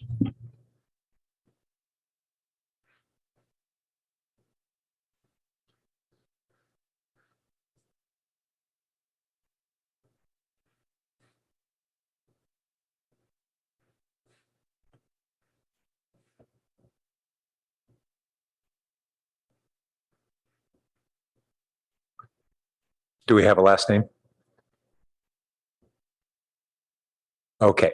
Our speaker is Lynn Chiapella. Welcome. Thank you. Having trouble unmuting. I have a couple of questions. Is there in these contracts, are they limited to the amount that you're talking about tonight, or is there a 10% or some percentage where they may exceed the contract? And secondly, has anyone worked out what the rate increase to the public, to our utility users will be? Those are my two questions. The rate increase to us, the public, the users of the utilities, and then the whether they can exceed the contract by a certain percentage. Thank you. Thank you. So we'll now return to the council. Councilmember Cormack. Thank you again, Mayor Burt. Okay, Mr. Allen, still welcome. Councilmember Phil Seth often says that our job here as council members in the city is to do all the things people don't want to do, and utilities is one of those. And definitely running the sewage treatment plant is at the top of the list of things where everyone's just glad happens. So let me just take a moment in public to say thank you to you and everyone on your team, because most people just want to flush the toilet and move on. And it's incredibly important. It's the first public health program that ever existed on the planet. And it's just been increasingly important. And it's been 10 years to get to tonight. So really happy to be here. So let me just start with the things that look great interest rate. So well done on that. Thanks for walking us through what the cash flow issues will be potentially in the future, so we can think through that. I appreciate the overhead. All of the pictures of the different kinds of things really help people understand the magnitude of this. Two questions really, and then one suggestion. So 58 months of a construction timeline. Would you say this is realistic or optimistic, or like, just help us understand, like, is that if everything goes really well, or is that like we've built in enough time for things to go wrong with 58 months of construction? The engineer, Brown and Caldwell, that designed it continued to give us longer and longer construction durations as we went through the design because of the complexity. It is a 24/7 operation, and we need, of the 4 aeration tanks that we're reconfiguring, we need 1 out of service and the other 3 in service to keep treating what we are receiving. So there's not a lot of staging area. It's not like a clean site. So that added more time to the work. So I think it's reasonable to do 1 tank a year. Of course, we'll work to see if we can do it quicker, but it's realistic. Okay, realistic. Good answer. I like it. And then the member of the public had the same question I had, and perhaps this was covered at finance. Do you have a ballpark impact on rates? And would you expect that would occur in FY29 when we need to start making payments, or do you anticipate just a ballpark would be really helpful? So, because it's a big decision. The Utilities Department brought to Finance Committee, which some of you remember, that may have been there, the different rate scenarios, different alternatives. And did you have backup slides so we can see that? No, I don't have that because, but they have different alternatives with a higher rate increase to also, not just this project, but other projects, including their own capital improvement projects to do more sewer rehabilitation, as well as the wastewater treatment expenses. Okay, collection as well as treatment. Collection and treatment. So, and they, for all projects, not just this project, I don't have a number just for this project, but it was anywhere from $2 to $4 a month increase for a single family residential. Okay, $2 to $4 a month per family. In the coming years, and in fiscal year 29, this would be, they're preparing for this project, so there's not a 24% increase in fiscal year 29. It spreads it out using reserves. So there's not a single year increase for this project. It's kind of built up to it. Okay. That's just really helpful. This was an excellent staff report. I think that was a logical question everyone would have had that perhaps could have been included. And, the statement that I want to make that wasn't captured in the staff report is that other places, you showed the map of the other wastewater treatment plants, many of them have already begun their upgrades, which are required. And so their rates have already increased. So that'll just be important when we go forward. Okay. And then just the final thing I wanted to hear a little bit about is the staff time of our own staff that it's going to take to oversee this project. Partnering closely with Carrillo. Can you just give us all a little assurance that you're going to ask for the staff you need, or carve out time for those of you who are going to continue this important work? Well, I would say we do have a limited capital project team at the wastewater treatment plant. We've talked in the past, I think, including some conversations with the finance committee. You may have been present, that Woodard and Curran, our program management firm, helps to augment staff. I will say at the same time, we are seeing that it's difficult to keep up with these projects and some of the regular smaller scale capital maintenance at the plant. And we're having discussions about additional staff resources that may be needed. Let me just encourage you. You and I remember this with the library, and that was a lot simpler, I think, than trying to do this to ask up front. And let's get the people, person or people you need to manage this, because it's important. And thank you to staff for thinking to bring it to finance first and then to council. Again, this is super important and not very glamorous, and that's exactly the kind of work we do here.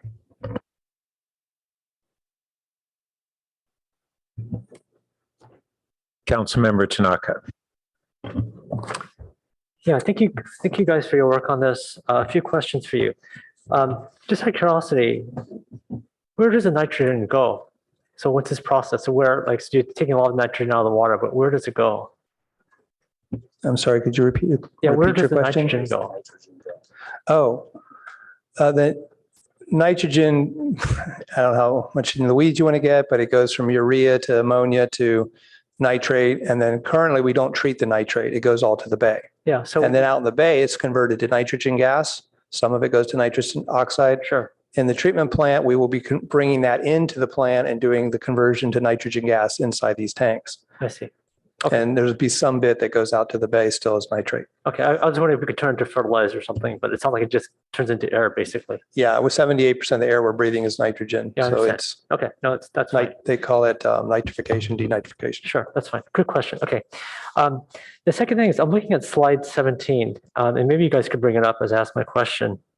So, so from what I understand, the total, okay, so the total cost, right? So there's a cost of the procurement of all the services, there's all the debt cost, there's all the cost of the pensions for the people working on this project, the people, the recruiting cost, all of that is captured by this annual repayment. Is that right? This captures all the consultant and contractor cost, but it does not capture staff cost. Staff cost or an operating cost that are billed every year based on what they are for that year. Okay, so that gets divvied up among the different cities. Correct. Okay, but this is just the outside cost. All the other people costs are captured in operating cost. Correct. Okay. Okay, so so I'm looking at packet page 225, which is showing the partner's contribution share of wastewater operating budget. And I noticed that Palo Alto goes from a high of like 40% all the way down to 32% in 2022. Correct. Okay. And can you explain why that is? Brad, go ahead. Well, the main factor is that our flow has decreased. This is not entirely based on flow, but the overwhelming majority is. So the flow has decreased from about 6.9 MGD in 2019 to about 5 MGD in 2022. And that's what I would expect. Actually, can someone put the slide back up of slide 17, please? Whoever controls the screen here.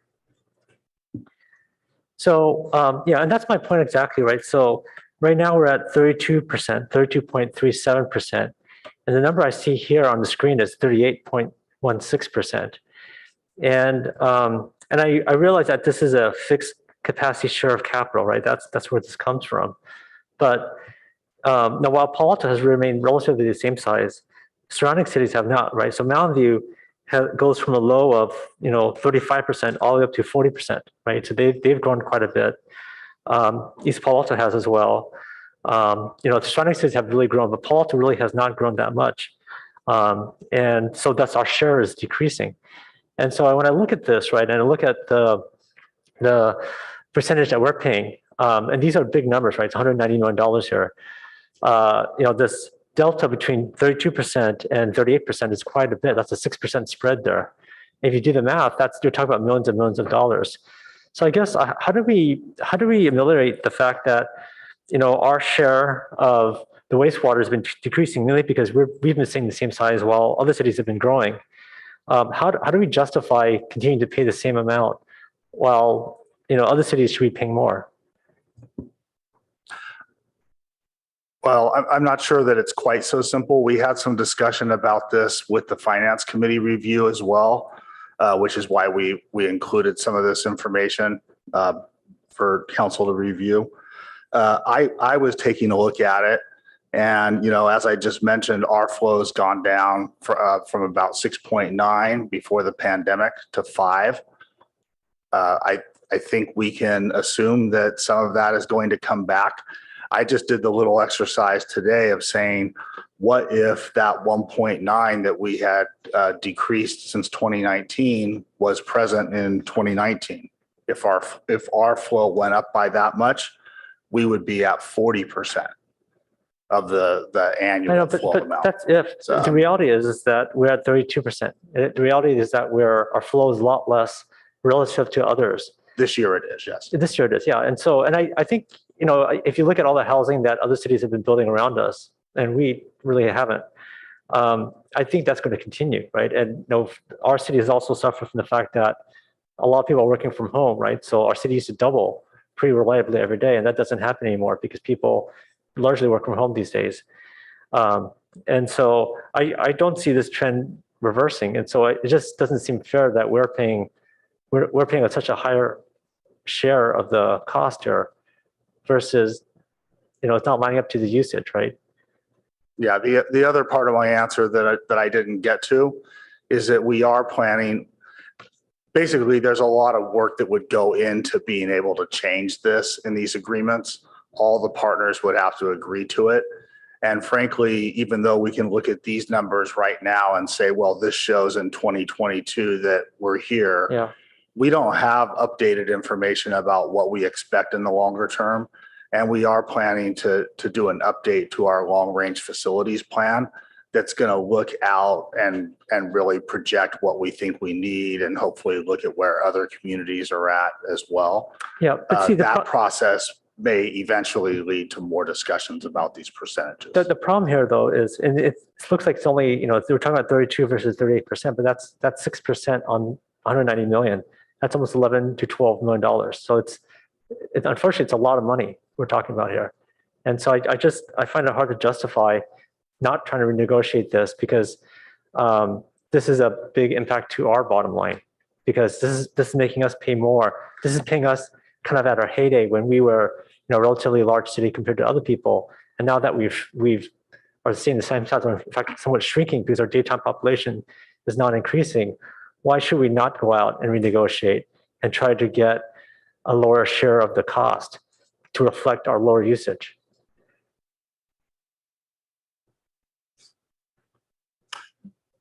Oh, well, I just think it's a longer term process.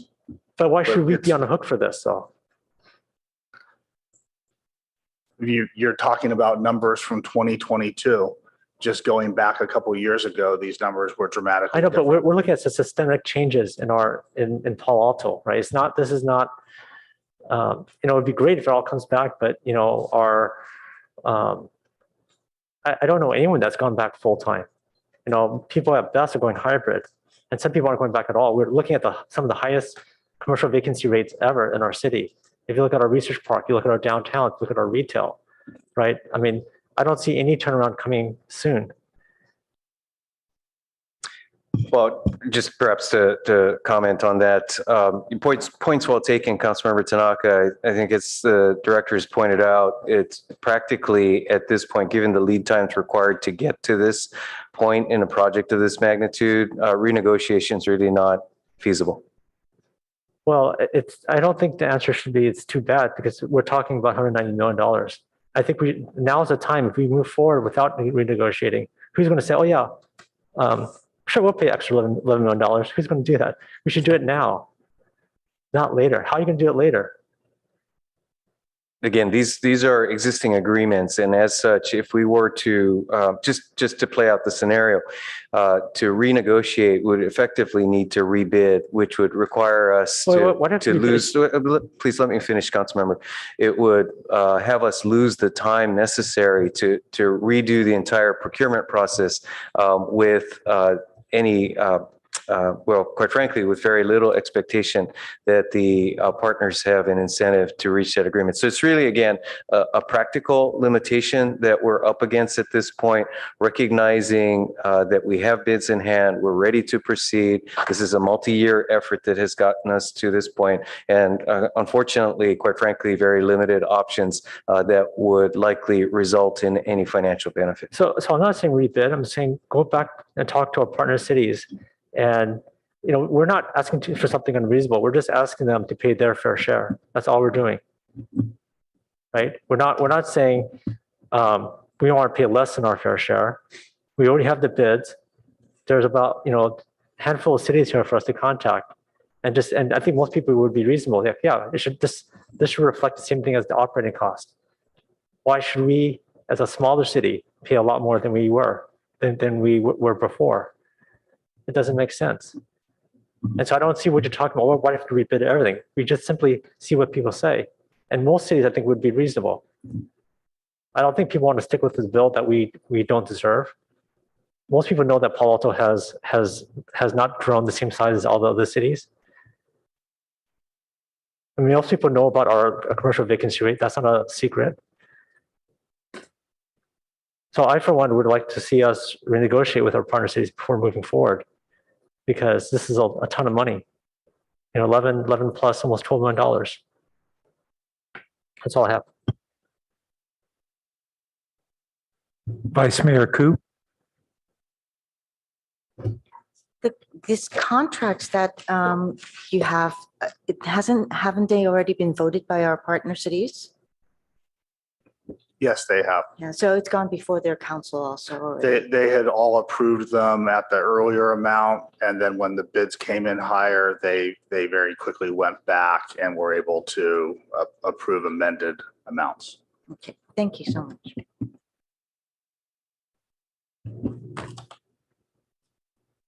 So just following up on Councilmember Tanaka's questions, we have a bid that we want to go forward on.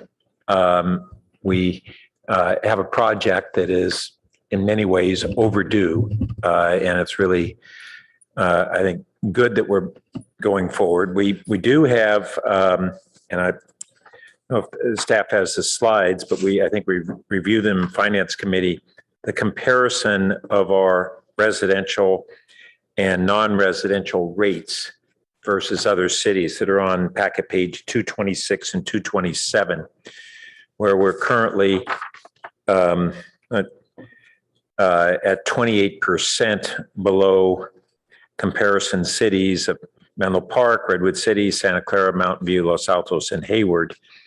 And if we compare, that Mountain View and Los Altos are the same treatment plant and in the same ballpark, then we're even a greater percentage lower than Menlo Park, Redwood City, and Hayward.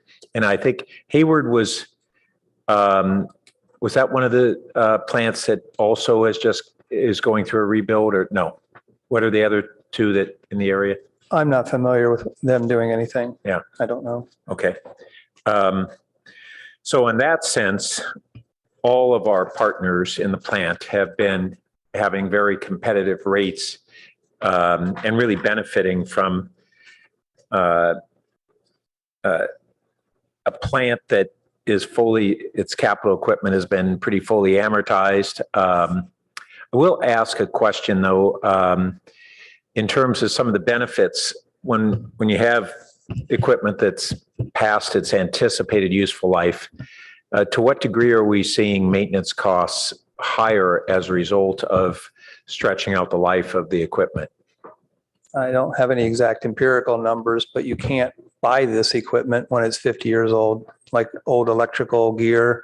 No one's making it. They're not making spare parts. You're lucky to get a refurbished circuit breaker, 600 amp circuit breaker, motor. It So wears that sounds out. like operational risks that from spare parts. Right, being- and long lead times to get, like if a redundant unit goes out, then you're running without a standby and you're waiting, say, with the long lead times now, it's even worse with this really old equipment. So those are operational risks. Are there also costs that go into? The costs are higher for the older stuff. Yeah. Yeah. Okay. And then if there were some, well, first, Director Eggleston, I think you were alluding to prospective future rate sharing reevaluation. Is that correct? Well, I was alluding to an update to our long-range plan, the long-range capital plan. And when we last did that, we did 50-year forecasts of demand for capacity. So presumably as part of that planning exercise, we would update those figures.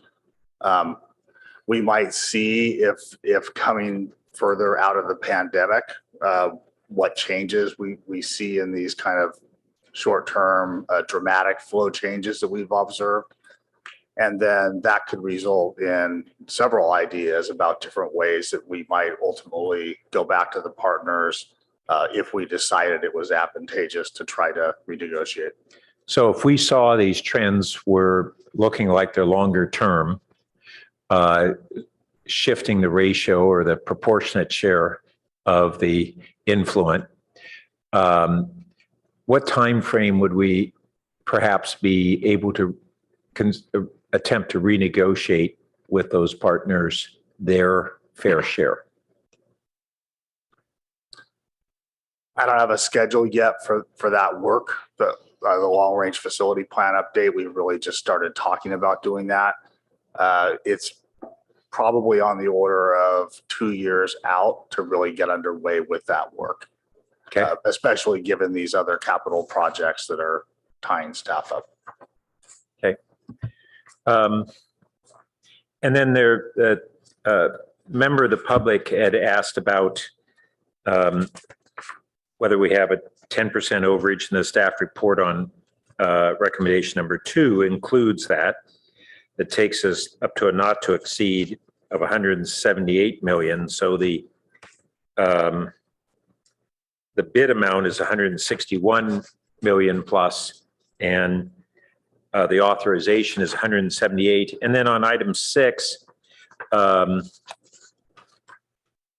there's a reasonably expected maximum principal amount of 193 million, including the design. So could you just refresh us on what the 193 includes beyond the bid amount plus the 10% over 10% amount. Yeah. Yes. By So Slide 13. Yeah, Sorry. we could bring that up. The 193 essentially includes all of these costs. Right. So it includes the construction contract. It assumes that we would need to use that full 10% construction contingency, which of course is not a given. It includes the design contract. It includes the design consultants, construction administration assistance. It includes the construction management contract with Carollo, and it includes the cost both during the design process and in construction for our program management consultant, Woodard and Curran. Okay, thank you. Did I leave And- anything off there, Jamie? Yeah. Sorry. And then lastly, you mentioned that it's a very constrained area. And the whole concept of rebuilding a plant while you're fully operating it, I can really appreciate is extremely challenging. We have the adjacent, what's currently 10 acres that was designated for future environmental technologies. If there were 5 of those acres that were available for to help in the construction period, and then eventually toward an environmental technology, whether it's advanced recycling or other technology. Would that benefit the timeline for achieving this and the efficiency of performing this rebuild? I'm not sure that it would impact the timeline of this particular project to have a more staging area than we currently do. It certainly might help with efficiency of having staging area, and probably could be helpful also as we thought about other projects coming forward, some of which will be occurring at the same time as this project, and others are still continuing. Okay, thank you. Councilmember Tanaka, did you have something on follow-up? I did, thank you. So, if I calculate this right now, we're paying about almost $2.8 million a year. And so this would be basically about $400,000 extra we're paying per year without a renegotiation. How many years is this debt we paid over? It's over 30 years, but the debt service payments actually don't begin until, I believe, 2028. Okay, so 30 years. So 30 years times $400,000, right? That's a lot of money, right? That's millions and millions of dollars, $11 to $12 million. And do we factor in the land, the value of the land, because it's on Palo Alto land, right? It's city property that we're hosting on, right? We're not getting rent for that, are we? Are we getting market rent?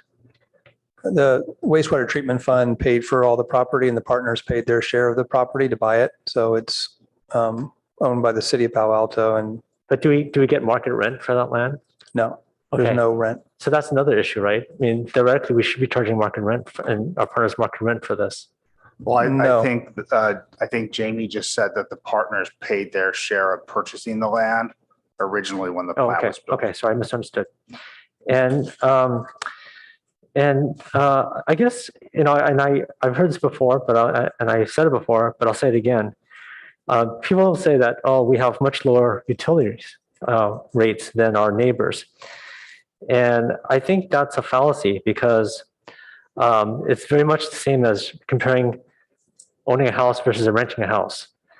If you own the house, and the house is paid off, like our utilities are paid off, the monthly rent, so to speak, for the house is much less. It's just maintenance costs for that house.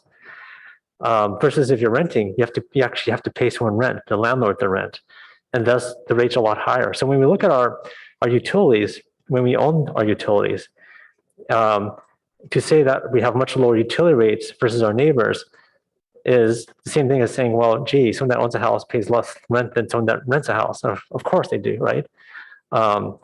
So I think that's not quite the right way to look at it.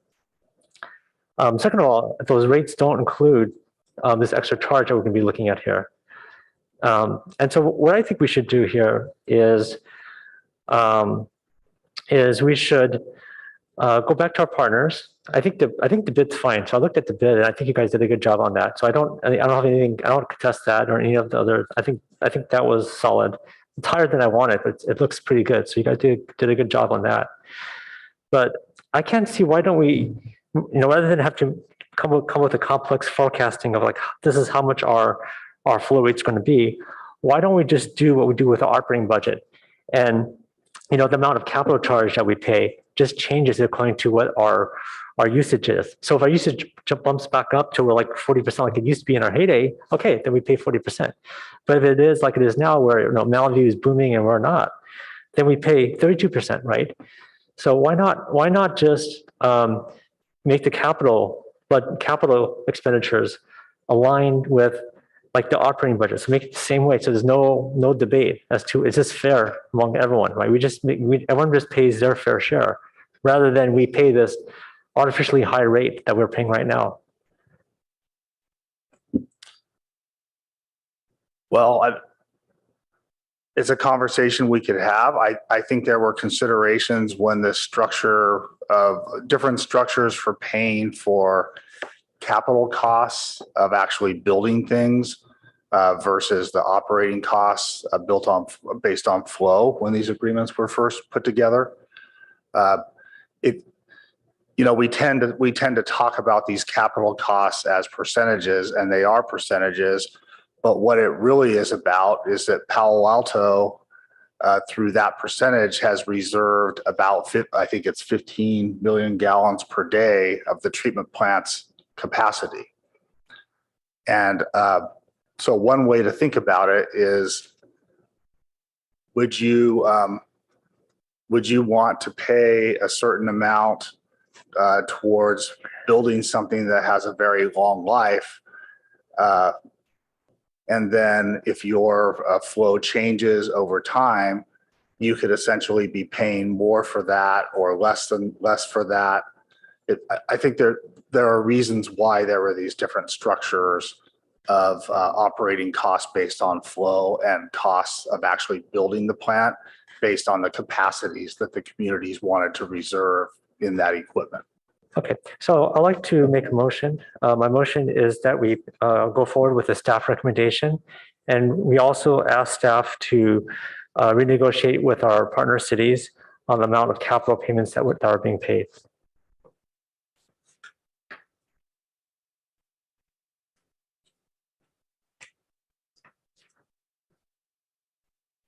I don't see a second.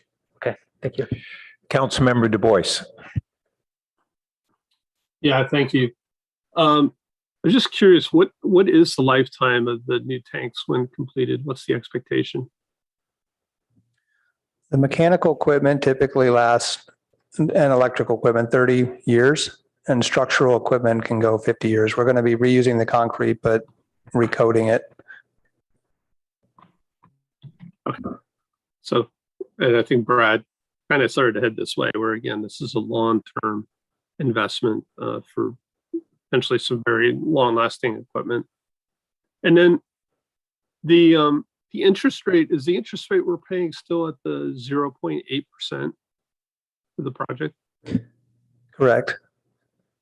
Okay. And, I'm not suggesting we do this, but would that rate be at risk if we were just to disturb the project in some way? Does that rate change over time? If there's a long delay, the state would re-execute the contract, do a new credit review, and you could lose that interest rate. For a rebid situation, I think they would probably hold the interest rate, but we'd have to confirm. Okay. And then we're not going to start construction for a few years, but we're going to start construction in January. There'll be a lot of submittals. There may be not a lot of groundbreaking for a while, but we'll start construction very soon. Okay. Could you just talk to like what steps we're taking to manage the supply chain in terms of being able to keep the construction going for that period of time? And Tom, have you had a discussion with Carollo about that? This is our senior engineer, the project manager, Tom Kapuscinski, who's been working more directly with the designers and the construction manager. Yeah, we have. Can you pull that mic up just a second? Lift the mic up. Let's pull it up. There we go. We have talked about this with some of our partners on the project. There is a lot of uncertainty with this. There's struggles trying to get suppliers to hold prices, in some cases 30 days, in some cases for steel pricing. There's suppliers that maybe will only hold for 1 day. So it's just been a difficult situation. so I guess Corolla Partners, that's part of their roles to help us manage this piece. Correct. They're not under contract yet to do this work, but we'll begin working with them quickly upon approval. We've had some preliminary discussions. Great. Okay. Thank you. And then I had one follow-up question. So on page 225, so we're reserving, we have a maximum flow of 15.3 million gallons per day, and Mountain View has 15.1. Do you know what their current flow is? Mountain View's? A little over 6 MGD. 6? Yes. In 2022, by my rough calculations, they were at 6.2 and we were at 5.0. Oh, so each party's maximum flow really far exceeds their current flows. That's correct.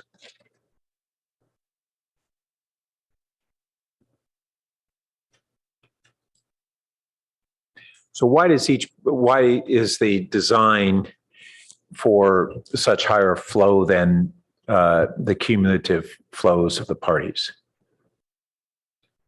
How does that work from an engineering standpoint?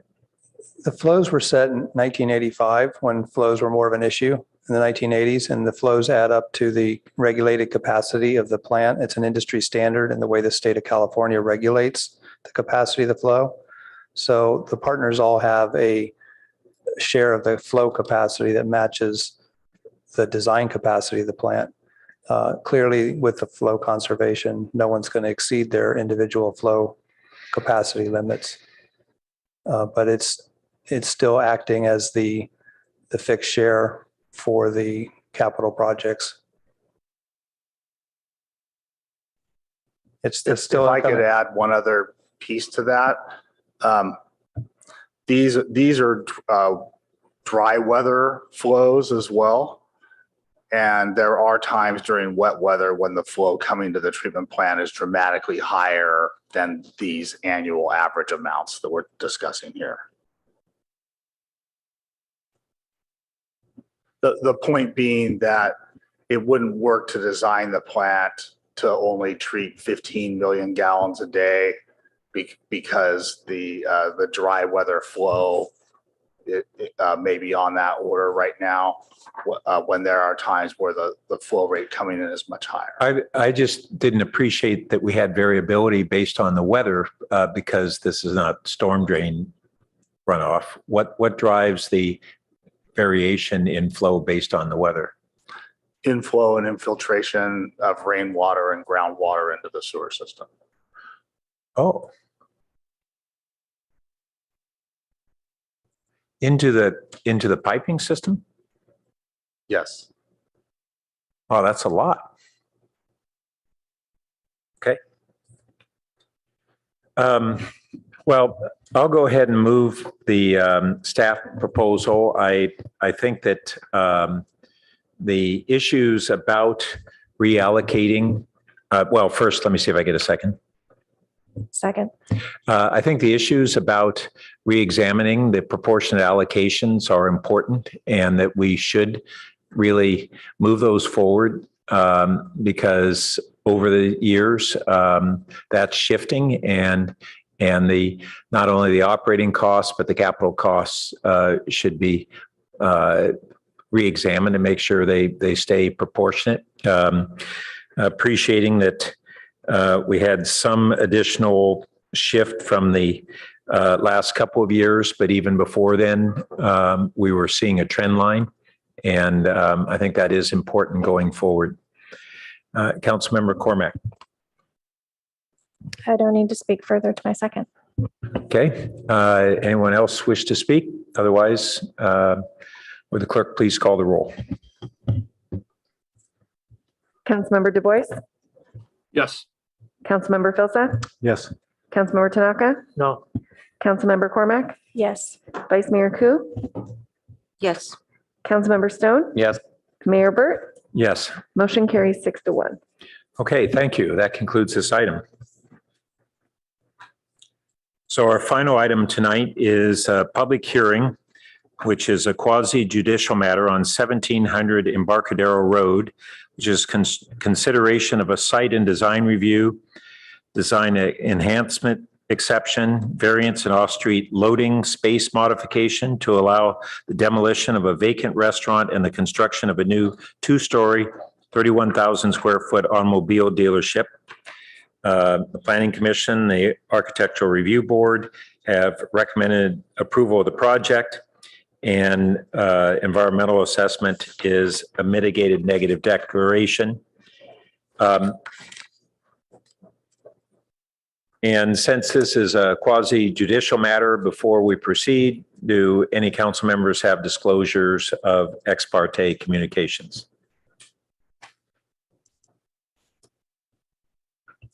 No, I see none. So welcome, Director Late.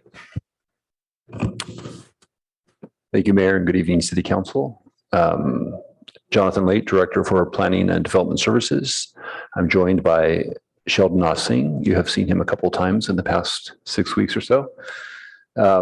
Sheldon's very familiar with this project site. He has been associated with the previous iterations that have come before it and knows intimately well the concerns of the community, familiarity with the project location, and is pleased to present this project for you this evening. Yes, thank you for that introduction. And first off, thank you for the outgoing council members. It's been a pleasure presenting to you over the years. Next slide, please.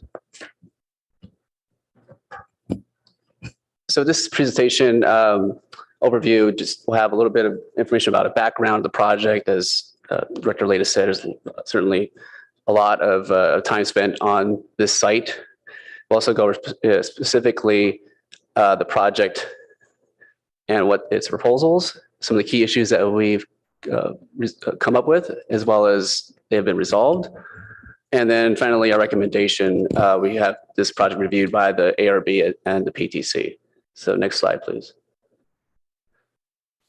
So we've had probably about 20. So there were 2 prior iterations of the Mercedes-Benz project back in 2016, and that project went to the council. It was deemed to be too massive, and the applicant and the owner sold the property. Then we had another application, and that was in 2020, that had a Mercedes-Benz as well as an Audi dealership that included a rezone, that included the automobile dealership combining district. It got approved after an appeal, and maybe it was a casualty of the pandemic, but they did sell the property. And then we have the current Mercedes-Benz project. So they're very persistent, and they went through preliminary ARB application in 2021, and then 2 formal ARB meetings this year, as well as a PTC meeting this year. Next slide, please. So the project site is 2.5 acres. Its zone, site, and design includes automobile dealership combining district. Site is located within the Baylands, in the private Baylands portion, not the proper Baylands. It is within the vicinity of office and other dealerships, and is also within the vicinity of Highway 101. The project will demolish the existing vacant restaurant on the site and redevelop the site with a 2-story auto dealership. Next slide, please. So project requests include the site and design review, and that's because the site is located within the Baylands. It also includes a variance, and that is for the deviation from the parking lot shading. And then there's a design enhancement exception, which is for the build-to setback lines along East Bay Shore as well as Embarcadero Road. The size of this dealership is just over 31,000 square feet with a 0.29 FAR. That's much smaller than the 0.6 FAR that's otherwise allowed for the site. One thing that's interesting about the AD overlay is that it does not count the service drive canopy, and that's between the showroom and the service building there. So that canopy is not included in that FAR for the code. The height of the building is 26 feet, and that accommodates 2 stories. It's the second story has some offices and some mezzanine space. There is a sign element that's attached to the building that's up to 36 feet. The zoning for the site does allow up to 50 feet. Parking for the site is 85 spaces for customers. And then there are also 61 display and inventory spaces along the perimeter there on the property. And the parking is in tandem. The site does include numerous easements along the East Bay Shore Road, and that dictates where that building and some of that vegetation could be. Next slide, please. So this project does differ a lot from the prior 2 applications, and in part it is much smaller. And part of that is because the inventory, as I mentioned, is on the surface parking lots as opposed to being within the building. Part of structured parking, or the last building had like a 200 automatic vehicle storage system. So this building is a lot smaller, although by having more of a parking lot, it does pose some problems such as the parking lot shading areas, as we'll get to. The project did benefit from the preliminary review ARB. They took those comments into stride. They made a better project out of it. There also were comments regarding the multi-use bicycle path. Initially, the project did not have that, and there were some negotiations, and they included that part of the project. And the project in particular is also designed to complement and be consistent with the Baylands master plan. Next slide, please. So next few slides, I'll just go over some of the elevations pretty quickly here, but this is the East Bay Shore elevation that has some variety of materials and colors. You have metal paneling, you have some wood paneling that's in the service area, the service drive. You have vegetated wall there that's covering the service drive area. Then, as customary for showrooms, there's glass, and that's a bird safe glass. And so this is a very prominent visible elevation. Next slide, please. Another prominent elevation is Embarcadero Road, where you have very similar colors and materials. This primarily includes the showroom space. Next slide, please.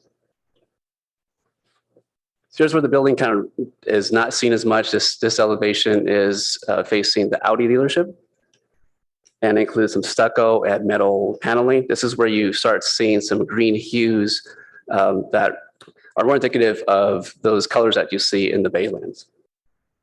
So next slide, please. And this is the elevation is opposite of Embarcadero Road, and this does face the neighboring office building. So this is where you have the car wash elevation there, as well as you see some of that vegetated wall that wraps around this side. Next slide, please. In reviewing the project, we did indicate some key issues, and those include the Baylands Master Plan compliance, the bicycle pathway, parking lot shading, build to setbacks, and the required on-site loading spaces. And all of these we were able to find a resolution towards. Next slide, please. So as I mentioned earlier, the project is located within the Baylands private lands area, and it is subject to the site and assessment design guidelines, but specifically have some design principles, including having the project promote low and horizontal elements. This project is very low at 26 feet. It also uses some muted and compatible colors that are appropriate materials. The site does also respect some of the branding that's involved with Mercedes. That is consistent with the Audi dealership next door. There's some metallic colors that are used that are indicative of a auto dealership. And also we have some condition approval regarding the lighting, since there are a lot of birds and wildlife in that area adjacent, and sometimes car dealerships do have some more high intensity lighting. So there are condition approval that have the lighting go down at nighttime, but still at security levels. I just want to share with you the current view from the Baylands there at the lower left, and then the proposed. Really can't see a whole lot there other than maybe the red roof tile that's being removed from the existing building. So there's very little visual impact that's expected. Next slide, please. Next thing is with the bicycle path, and as acknowledged, there is a gap in the bicycle network, and there's no bicycle lane along the frontage. It just kind of dead ends there. So people have to go into the travel lane otherwise to get through that intersection in Embarcadero Road. The project does require a transportation demand management, and because the dealership is an auto-oriented use, does require car trips to access their site for repairs, for instance. The potential to reduce single occupancy car trips by service customers is pretty low. So they really can't meet the TDM targets. So we did negotiate with the dealer to include this this amenity, this pathway as an option, an alternative to meet the transportation demand management. There are some existing mature trees under those power lines. those would need to be removed to accommodate the 10-foot concrete pathway. There are other trees that are being replanted adjacent to those. Once this is in place, this would enable connections to the Embarcadero crossing over the freeway, as well as the San Francisco Creek Trail and Bay Trail via the Gang Road, and then the Baylands. There are many ways to get there, either down Embarcadero Road, as well as East Bayshore or Fabian. Next slide, please.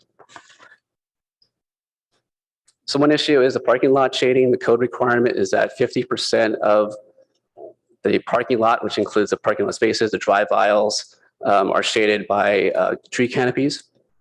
The project does propose 41% shading. And in part, this is because there's a large easement area made up of multiple easements from PG&E, as well as the city for underground and overground utilities. And 26% of that, of the site is occupied by easements.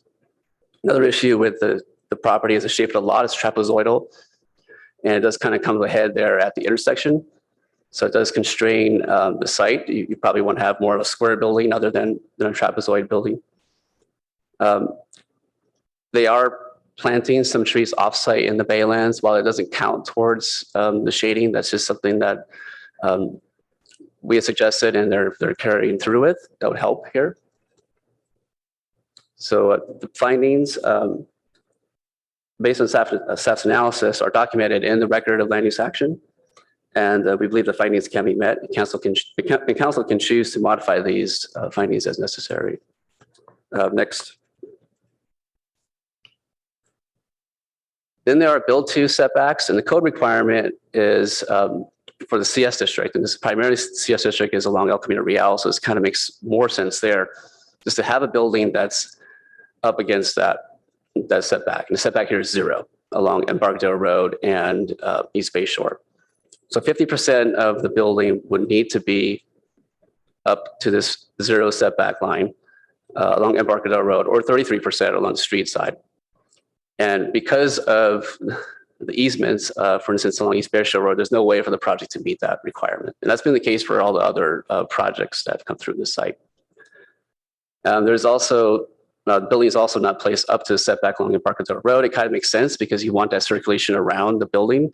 You don't want people to go from the service drive to get to the car wash and go outside of the property, go through the intersection, come back on again. It just makes sense to keep that circulation on site. And so staff does have the findings for approval of this in the record of land use action, and council can choose to modify these findings as necessary. Next slide, please.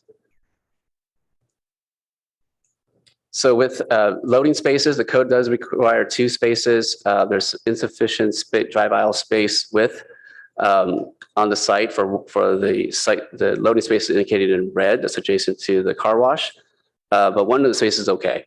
And so we are supporting the waiver of that 1 space. The applicant is indicated that they're not anticipating any large type of vehicle carriers to be able to maneuver on this site anyway. So they have some unique ways to get the cars here. Next slide, please.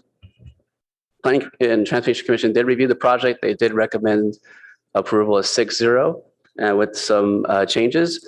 And those were to eliminate condition approval number 14, and that condition was tying the project to the outstanding Audi site improvements. There were some deferral improvements on that site that need to get done, but the commission believed that it wasn't okay or prudent to have this project tied to that project for that reason. Other was to eliminate condition approval number 22 if deemed unnecessary. In that regard, that condition had to do with storm drain improvements. We confirmed that there wasn't any need for replacement, so therefore that makes sense to delete that condition. The other condition approval is 34 regarding some flexibility there, and that one was regarding any damage from construction that would occur. It's very typical, so we just provided some flexibility there to have the inspector required the required amount of repair based on the damage there. Next slide, please. So the ARB also reviewed the application, and they added the condition approval that the project come back to the ARB ad hoc for more detail on plantings, architectural material confirmation, and cross-section of the multi-use path prior to the building permit being issued. Next slide, please. So the project is consistent with the CEQA. Project meets the criteria for an addendum to the previously adopted mitigated negative declaration project in 2019.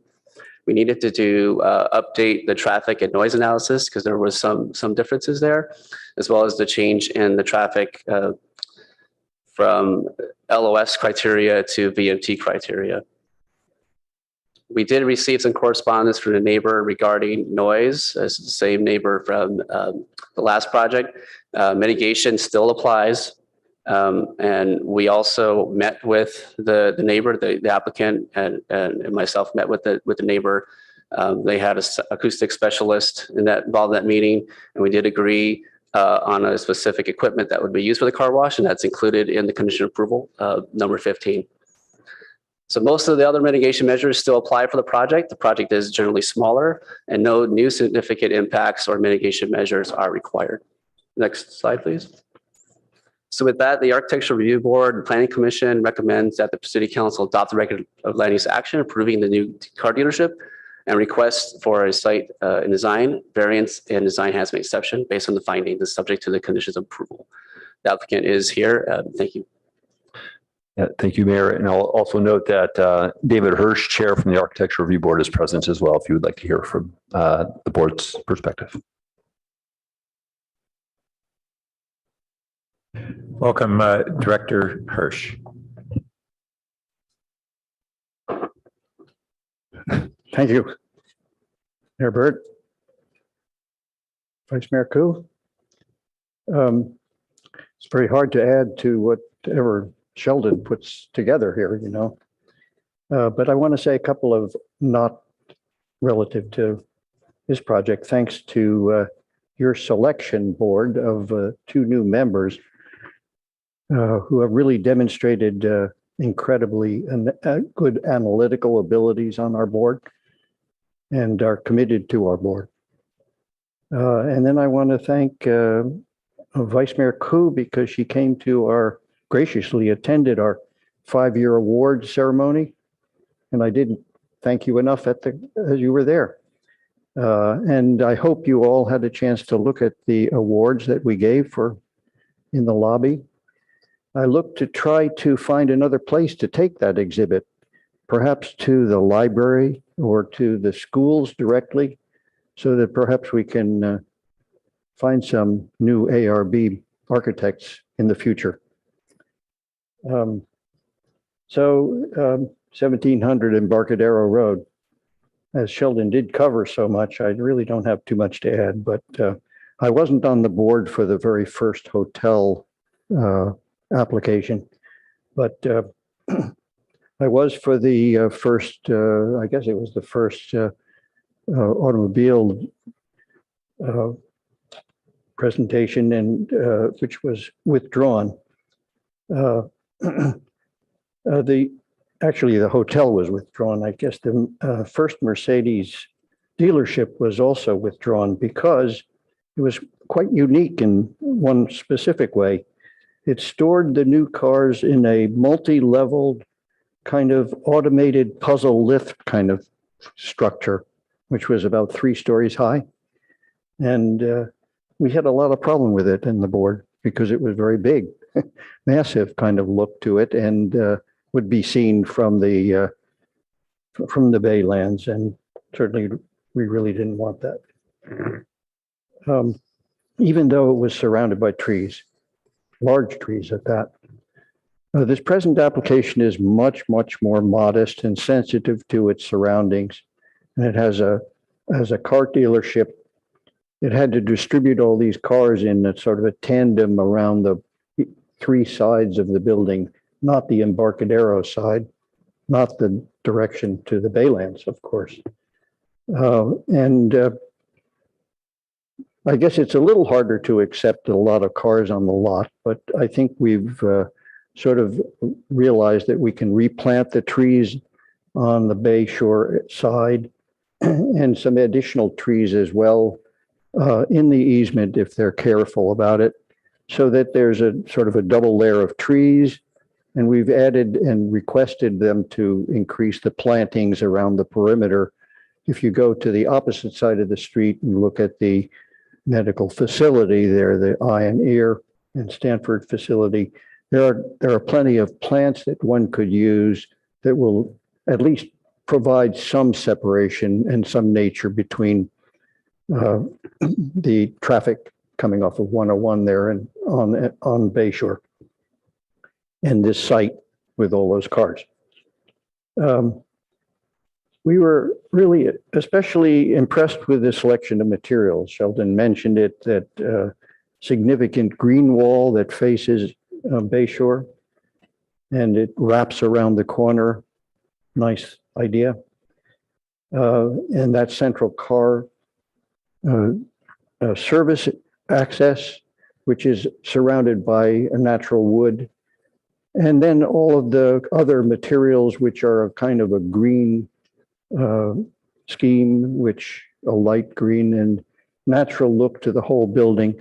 So overall, I think the building, which is incredibly better scaled than the earlier one, and something that we felt was quite appropriate for the site. You know, it's kind of a modest building in some way, which is a contrast with Mercedes, which is so beautifully detailed by itself. So in contrast, I think it's a good idea to play the building down and let the car take over at this point.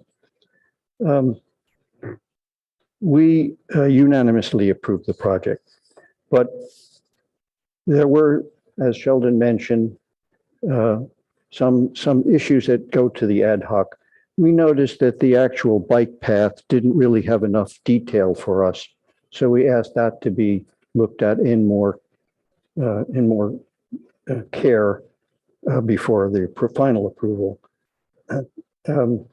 We asked for some additional plantings between the trees, which I'm sure that they will do.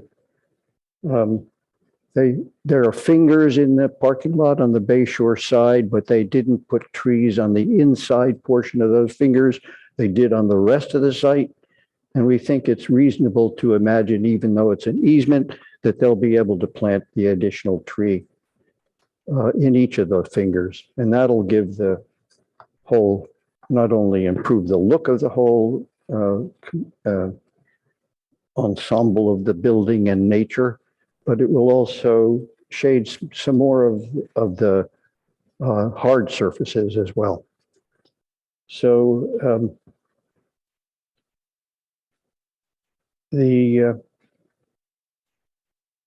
I think that's basically it. Yeah, in terms of the materials, the car wash, you know, was an issue that was raised to us with letters from the neighbor and the study, but obviously they solved that problem.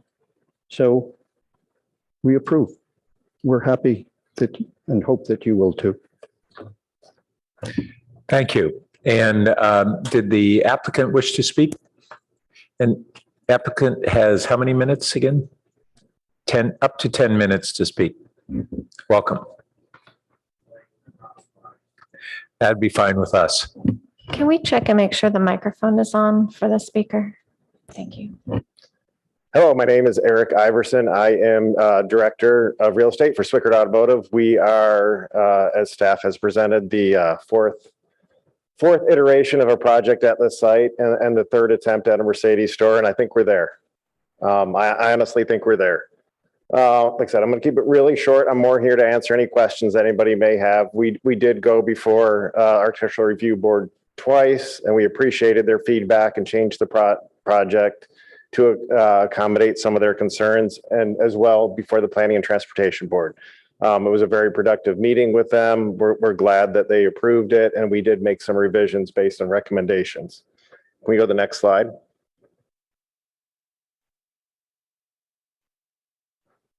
So again, as you've seen, as Sheldon showed, staff showed this image, but there's really 5 things to be proud of here. I don't know how, but I build auto dealerships for a living. It's what I do. I don't know why or how I ended up there, but that's what I do. And I got to do some things with these designs that you don't normally get to do. One of those is we have an attractive, as you said, has been discussed, low and horizontal building. It's meant to blend in with the baylands and blend in with the neighboring properties. It's not meant to be seen from anything but when you're in front of it. We still have to meet the Mercedes standards, which is what you're seeing here, which is the black metal panels on the front of it, but we limited that as much as possible. There is the glass, which allows the showroom, which then can kind of glow. 2 of the other, we have the bike path that has been talked about considerably that we were able to add and replace the sidewalk that's there now, provide a wider path. I'm super excited about using the reclaimed wood in the storage, in the service drive. Palo Alto talks about deconstruction of existing buildings. This is literally deconstruction of buildings that gets remilled and reused. I've honestly wanted to use this on a project for about 10 or 12 years. And this is the first project that we get to do it. So this is probably the first time that we'll ever be on an auto dealership. And I know it's the first time on a Mercedes store. And something else is the green wall. Again, something you don't see every day, but it's something that I think is absolutely appropriate here. It's actually back where the shop and the parts is, which is usually the non-exciting part of a car dealership. But in this case, we're doing our best. It's a green wall. I've seen it used at a couple facilities. Actually, it's trays of plants that are hung horizontal on the wall or vertically on the wall, so that if there is dieback, you can literally take that 2x2 tray off and replace it with a new one. Generally, it's pretty cool. So we're excited to do it. And then we haven't talked about it much, but we have provisions for future solar as well. And that's hidden between really the Audi and the Mercedes store, not on this front. So it's there. It's something that we know that's probably coming as a very important component, not only for an auto dealership, but pretty much for any commercial and residential building. Next slide.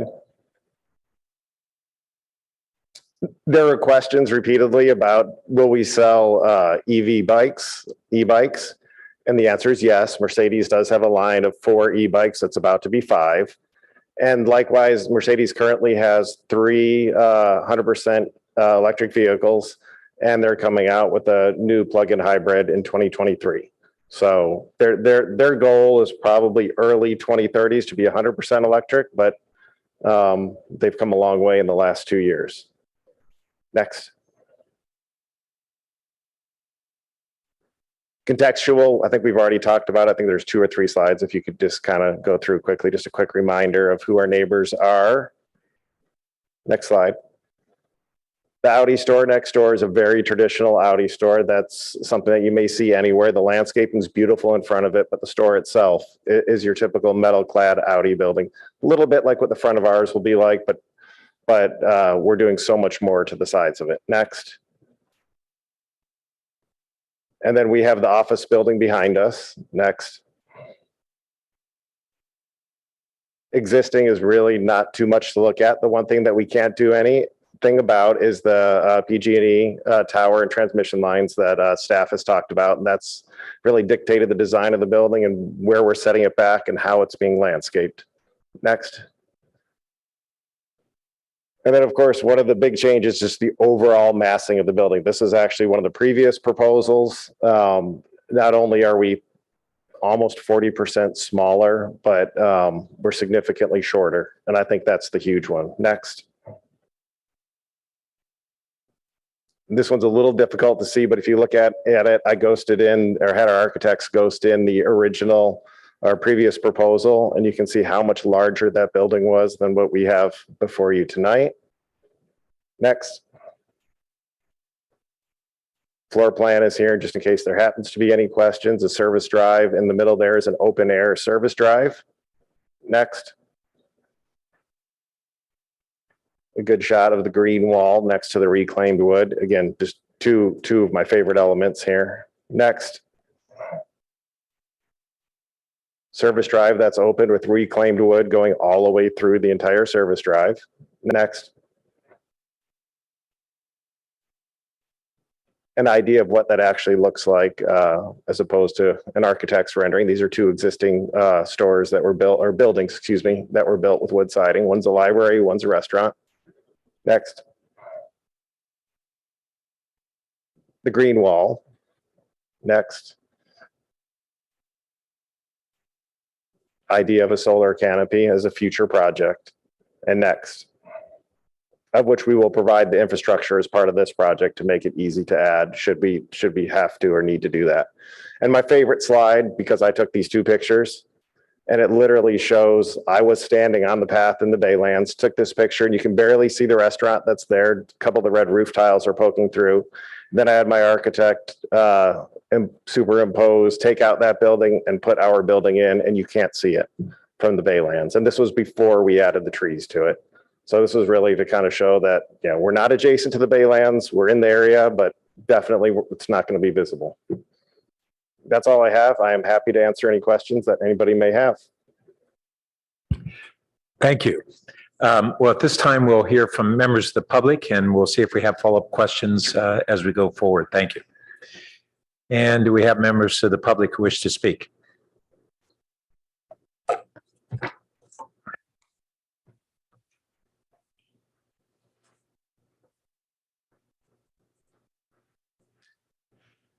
So our first speaker is Rebecca Eisenberg. Welcome. Thank you. And again, my disclaimer is that even though I am now a director of the Santa Clara Valley Water District, I am speaking for myself and not for anyone else. I am troubled by this project. I recognize what I believe are the benefits in your minds, specifically that it creates revenue from sales tax, given that Palo Alto still is the only city in the state that refuses to tax landlords or the biggest businesses a fair share. So Palo Alto is stuck resorting to moves like this in order to add to its general fund. I think that's tragic. What about our sustainability goals? What about our commitment to environmental protection? What about our commitment to the Baylands, to our neighbors near this proposed dealership, and of course, our neighbors in East Palo Alto, who already suffer so much pollution from the airport there that refuses even to use unleaded gas? It feels wrong and unethical to me to continue to put high polluting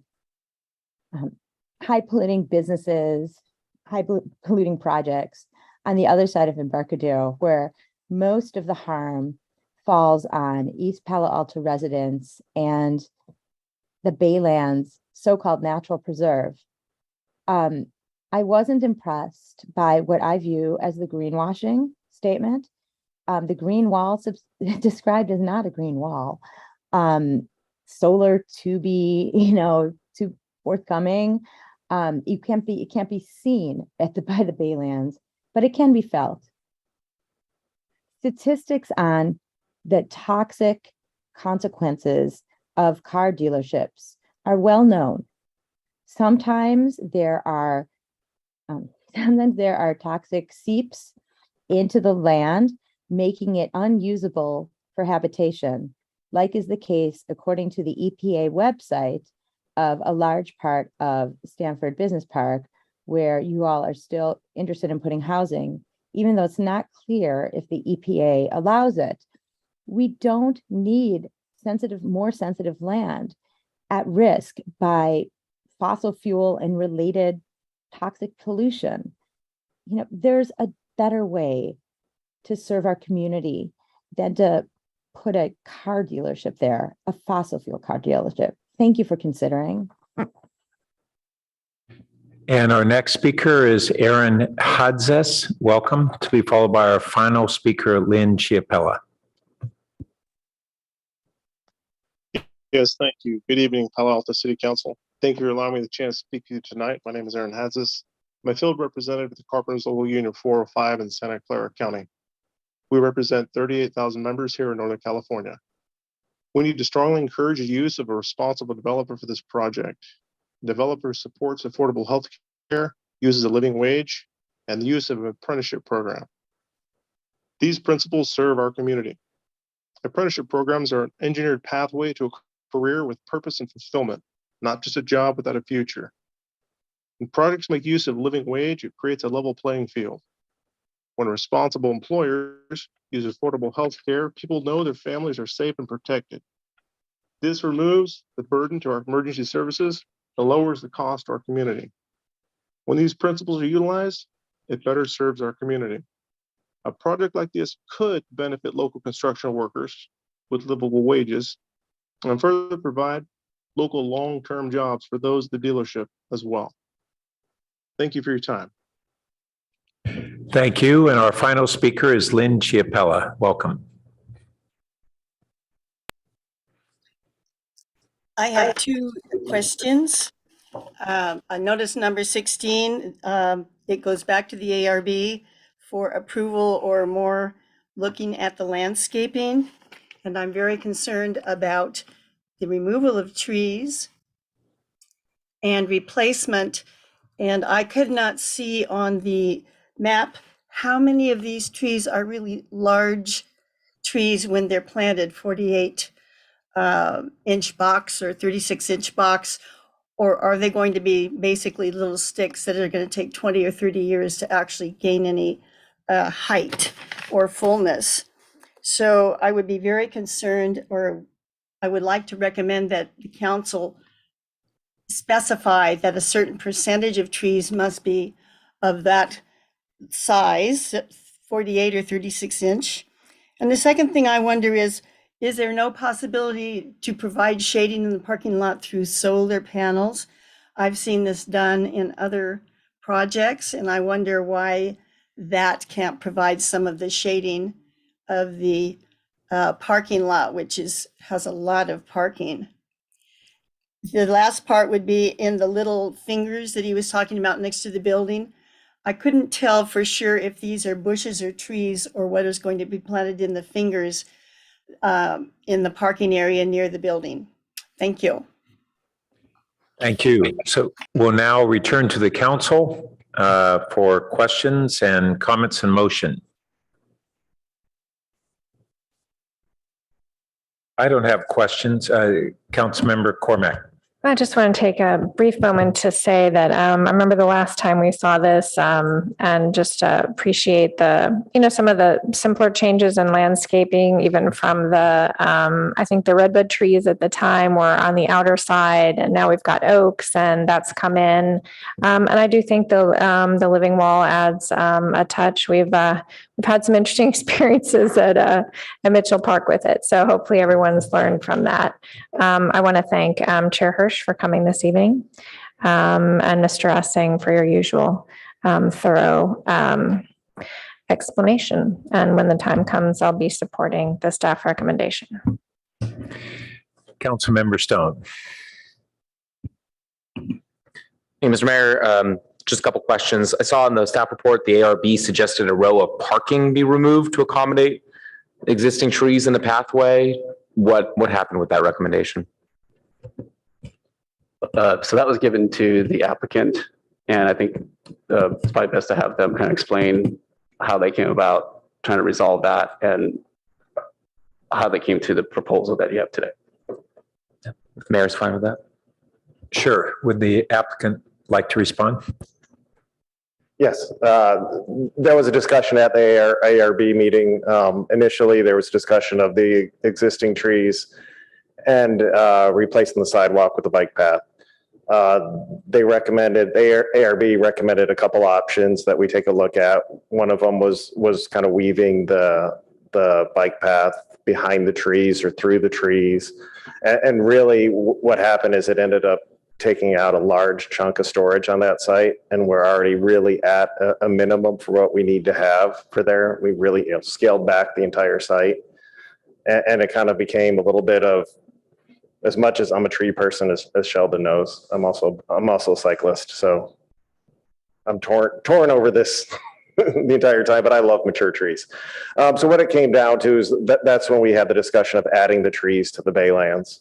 That there seemed to be an overwhelming, and especially also from the Planning and Transportation Commission, more of a interest in the bike path getting there, and that was more critical than those trees. So I think the compromise that I proposed was then to come back and add the trees to the baylands. And those trees being added to the baylands are native trees, and the ones being removed are non-native, correct? Yes, the baylands trees are native. I think the Chinese elms are non-native, my understanding. Okay, that's my understanding as well. Okay, thank you. And then for staff, I know the Audi dealership is one of our top sales tax revenue generators. Do we have any anticipated numbers on what we should see for our sales tax from the Mercedes project? Yeah, I did prep the applicant on this. He actually would know a little more about that, I think. So according to my director of accounting, the Audi store is at about 7.5 million in sales tax. And there's a little bit of a ramp up period when you're opening up a new dealership, but we should be double that. Great. Annually. Okay. Mercedes store should do significantly more business. Perfect. Thank you. Yeah, I'm glad the presentation went over bird safe glass. That was one of my concerns with this location. Seems like it'd be a migratory path, so I was glad to see that. Also, I assume then the lighting here at night would be similar to the Audi dealership and other dealerships in that area to mitigate those impacts. Yes, there are specific conditions to lower the light intensity after hours. Okay, great. Thank you. Yeah, I think this process, long drawn out, and I'm sure probably frustrating for the applicant at times, but I think this is a sign that this process can often lead to superior projects. I do think this is a well-designed project. It fits within the context of that location and seems to exist well within the Baylands. So well done on that.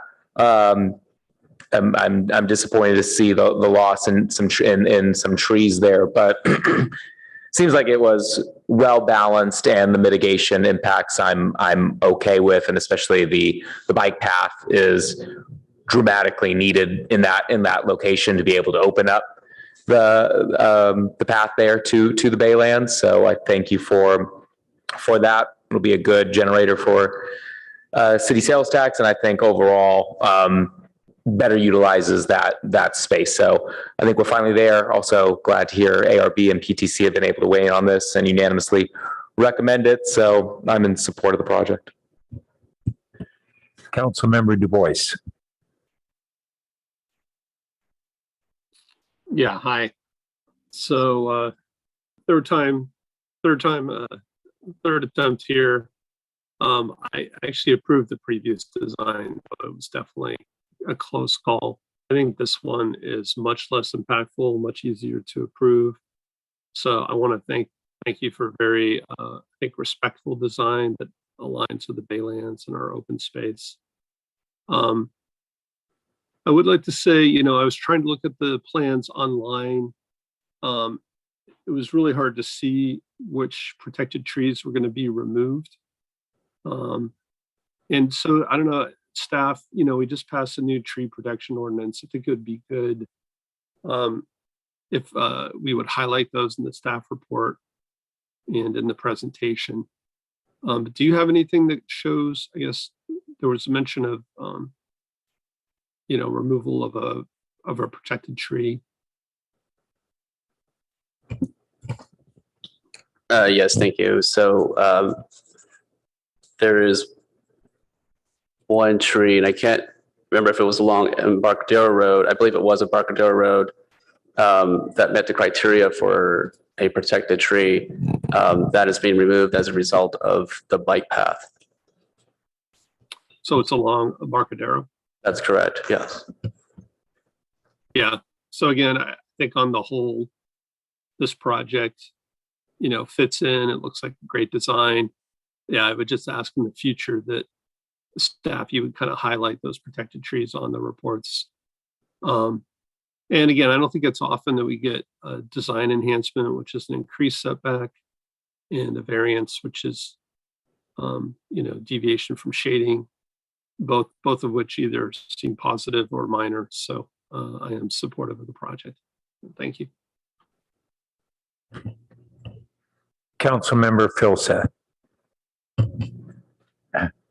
Yeah, just, every iteration of this has gotten better. So thanks very much to the applicant and staff and PTC and ARB, and best of luck for a swift project and a successful business here. Councilmember Tanaka. I didn't press my light. Oh, I'm sorry, Vice Mayor Koo. Well, first, I want to say thank you to the applicant, to ARB staff and PTC for hearing, that for this location, it's a location that is very fragile, and it's a gateway into our baylands. So construction and development over there is going to be looked at in more with more gusto. So for the most part, it's a great design. Low, flat roof is consistent with what is over there. In the previous rendition, it was really, really massive and out of context. But this one here, I wanted to ask, I do have concerns about the tree removals also, but I think one of the public commenters asked, what's the size that's going to be replanted in the baylands? Is it possible to be the 48 or the 36 inch so that we have something with some maturity rather than a small tree?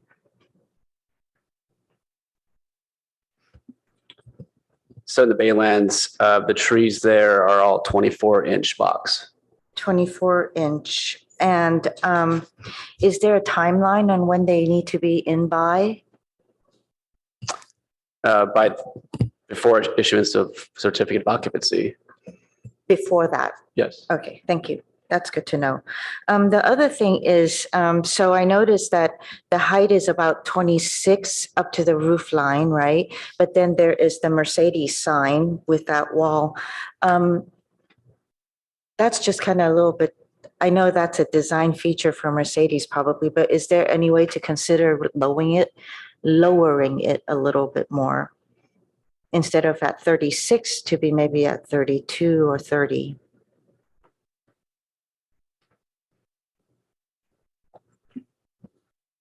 It just juts out. And given it's the baylands and a bird-friendly area, probably won't attract birds to hit it or anything, but it's just something to consider. Yeah, so thank you, Vice Mayor. I think it's intended to be seen, and that's why it projects out above the building as you've seen on the plans. We can certainly have the applicant come speak to their signage needs, but I will note it was reviewed by the Architecture Review Board too and endorsed. So if the council would like to make some changes to that sign, we can certainly hear, you might want to hear first from the applicant, and then that could be a part of a motion if that was desired. Yeah, I'm just kind of wondering, it's not something that is going to be most visible from the freeway, I don't believe. People would have to, whoever's coming in would know of Mercedes being there or on the road to see it. So for that one to be so far up at 36 just seems rather high. And if the mayor's okay. Sure, if the applicant would like to address that. So the black wall that extends above, that is one of the Mercedes elements. They have proportions that they give us when we go through the design. So if the building's 26 feet, there's a minimum 10 feet to extend that above.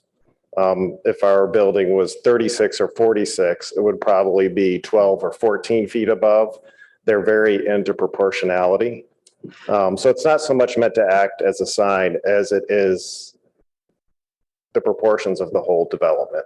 Well, then I'm very glad that it's at the height that it is at 26, so that you don't have to put any more.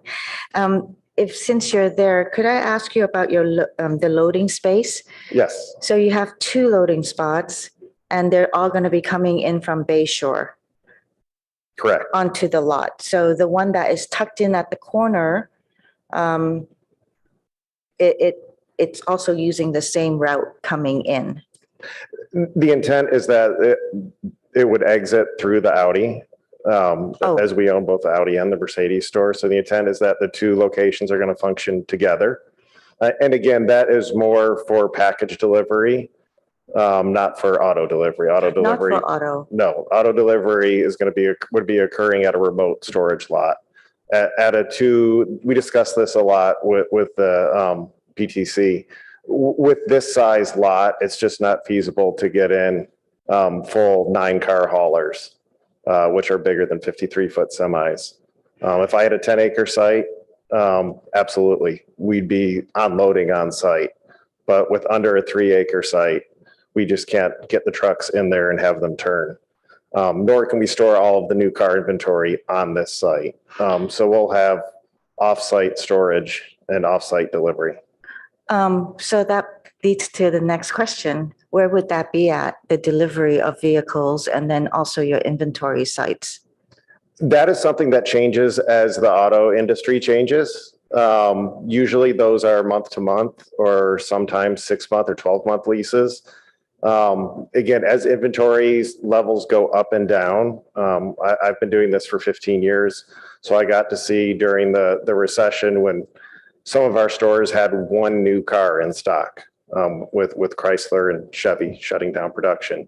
And then at the beginning of COVID, when we had a two-fangled thing where new inventories dropped significantly, and then we had an issue repairing cars. So it actually didn't change much on site if you were just driving by, because service cars then took up a big portion of the lot where new cars used to be parked as our new car inventories dropped. So it's something that always changes, and it's something that at every one, we have 25 locations across the United States that we're always adjusting as necessary, depending on what's available from the manufacturer. So usually it's something within 3 to 5 miles. Okay, I think the main thing on the load delivery of the vehicles is that when those big lorries come in, they're not on the street itself, double parking or in the middle medium.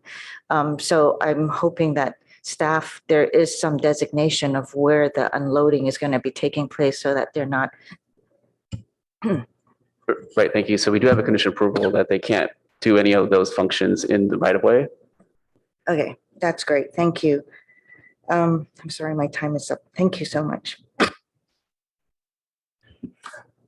right, well, thank you. Councilmember Tanaka, your light's on now. Yeah, it is. Thank you.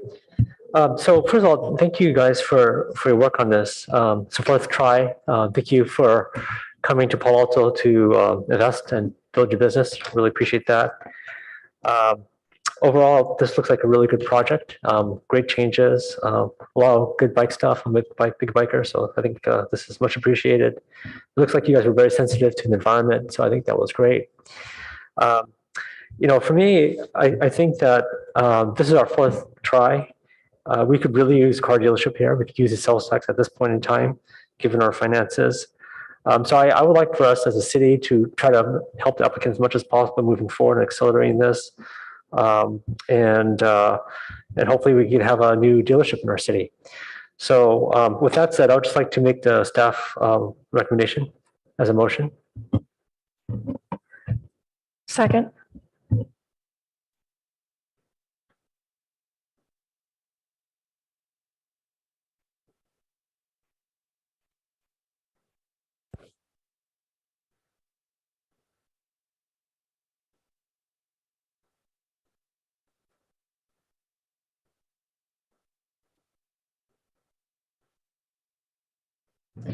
Did you want to speak to your motion, Councilmember Tanaka? No. Okay. Councilmember Cormack, did you want to speak to your second? Briefly, I just touched on a few like deltas in my earlier comments. I want to thank the Planning and Transportation Commission and the Architectural Review Board for spending so much time with it. And I want to thank staff for their thoughtful descriptions of the various exceptions and variances. Great, thanks. So I'll just had a couple questions and comments. First, for the applicant, you mentioned a prospective future solar arrays. Is there a reason that those wouldn't be going in at the outset? There's not a great reason other than it was a discussion item at the ARB. There was some members that are in favor and some that were maybe questioning whether or not the canopies were the right solution. And from my perspective, I didn't want that to hold up the entire project. Well, I will offer that, Mercedes is becoming an electric vehicle company. And I think they'll have a lot of success here in Palo Alto. Palo Alto is reputedly the highest EV adoption rate in the US, and we expect it's, like elsewhere, going to accelerate as new models and companies bring vehicles to the market.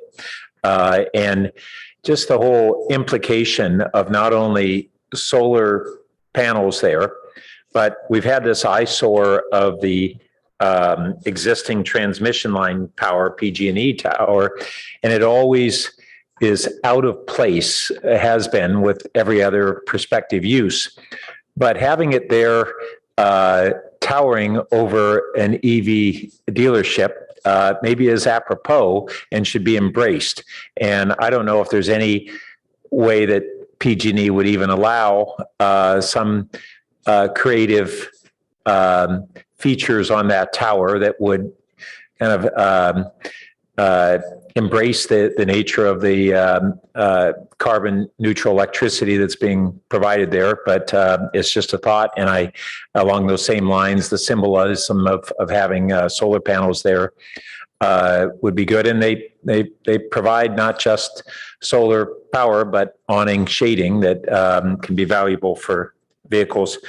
I also want to commend you for the bird-friendly glass. That's a really important factor out in our baylands. And I think that basically this design has really embraced a lot of the value structure that align with not only our city values and community values around climate protection, but also really respected the bayland setting. And in summation, I think it's our responsibility, our boards and commissions' responsibilities to not support bad projects and to support good projects. And overall, I think this is a good project, and I really am glad that this is what we're ending up with at this site. So thank you very much. Thank you. All right. I see no more lights, so would the clerk please call the roll? Councilmember Filsath, Yes. Councilmember Tanaka, Yes. Councilmember Stone, Yes. Mayor Burt, Yes. Councilmember Cormack, Yes. Vice Mayor Ku, Yes. and Councilmember Du Bois. Yes. Motion carries unanimously. Thank you. And that concludes this item. Go to work. All right. Final item is council member questions, comments, and announcements. Do colleagues have anything to add at this time? And I see none. Therefore, the meeting's adjourned. Thank you.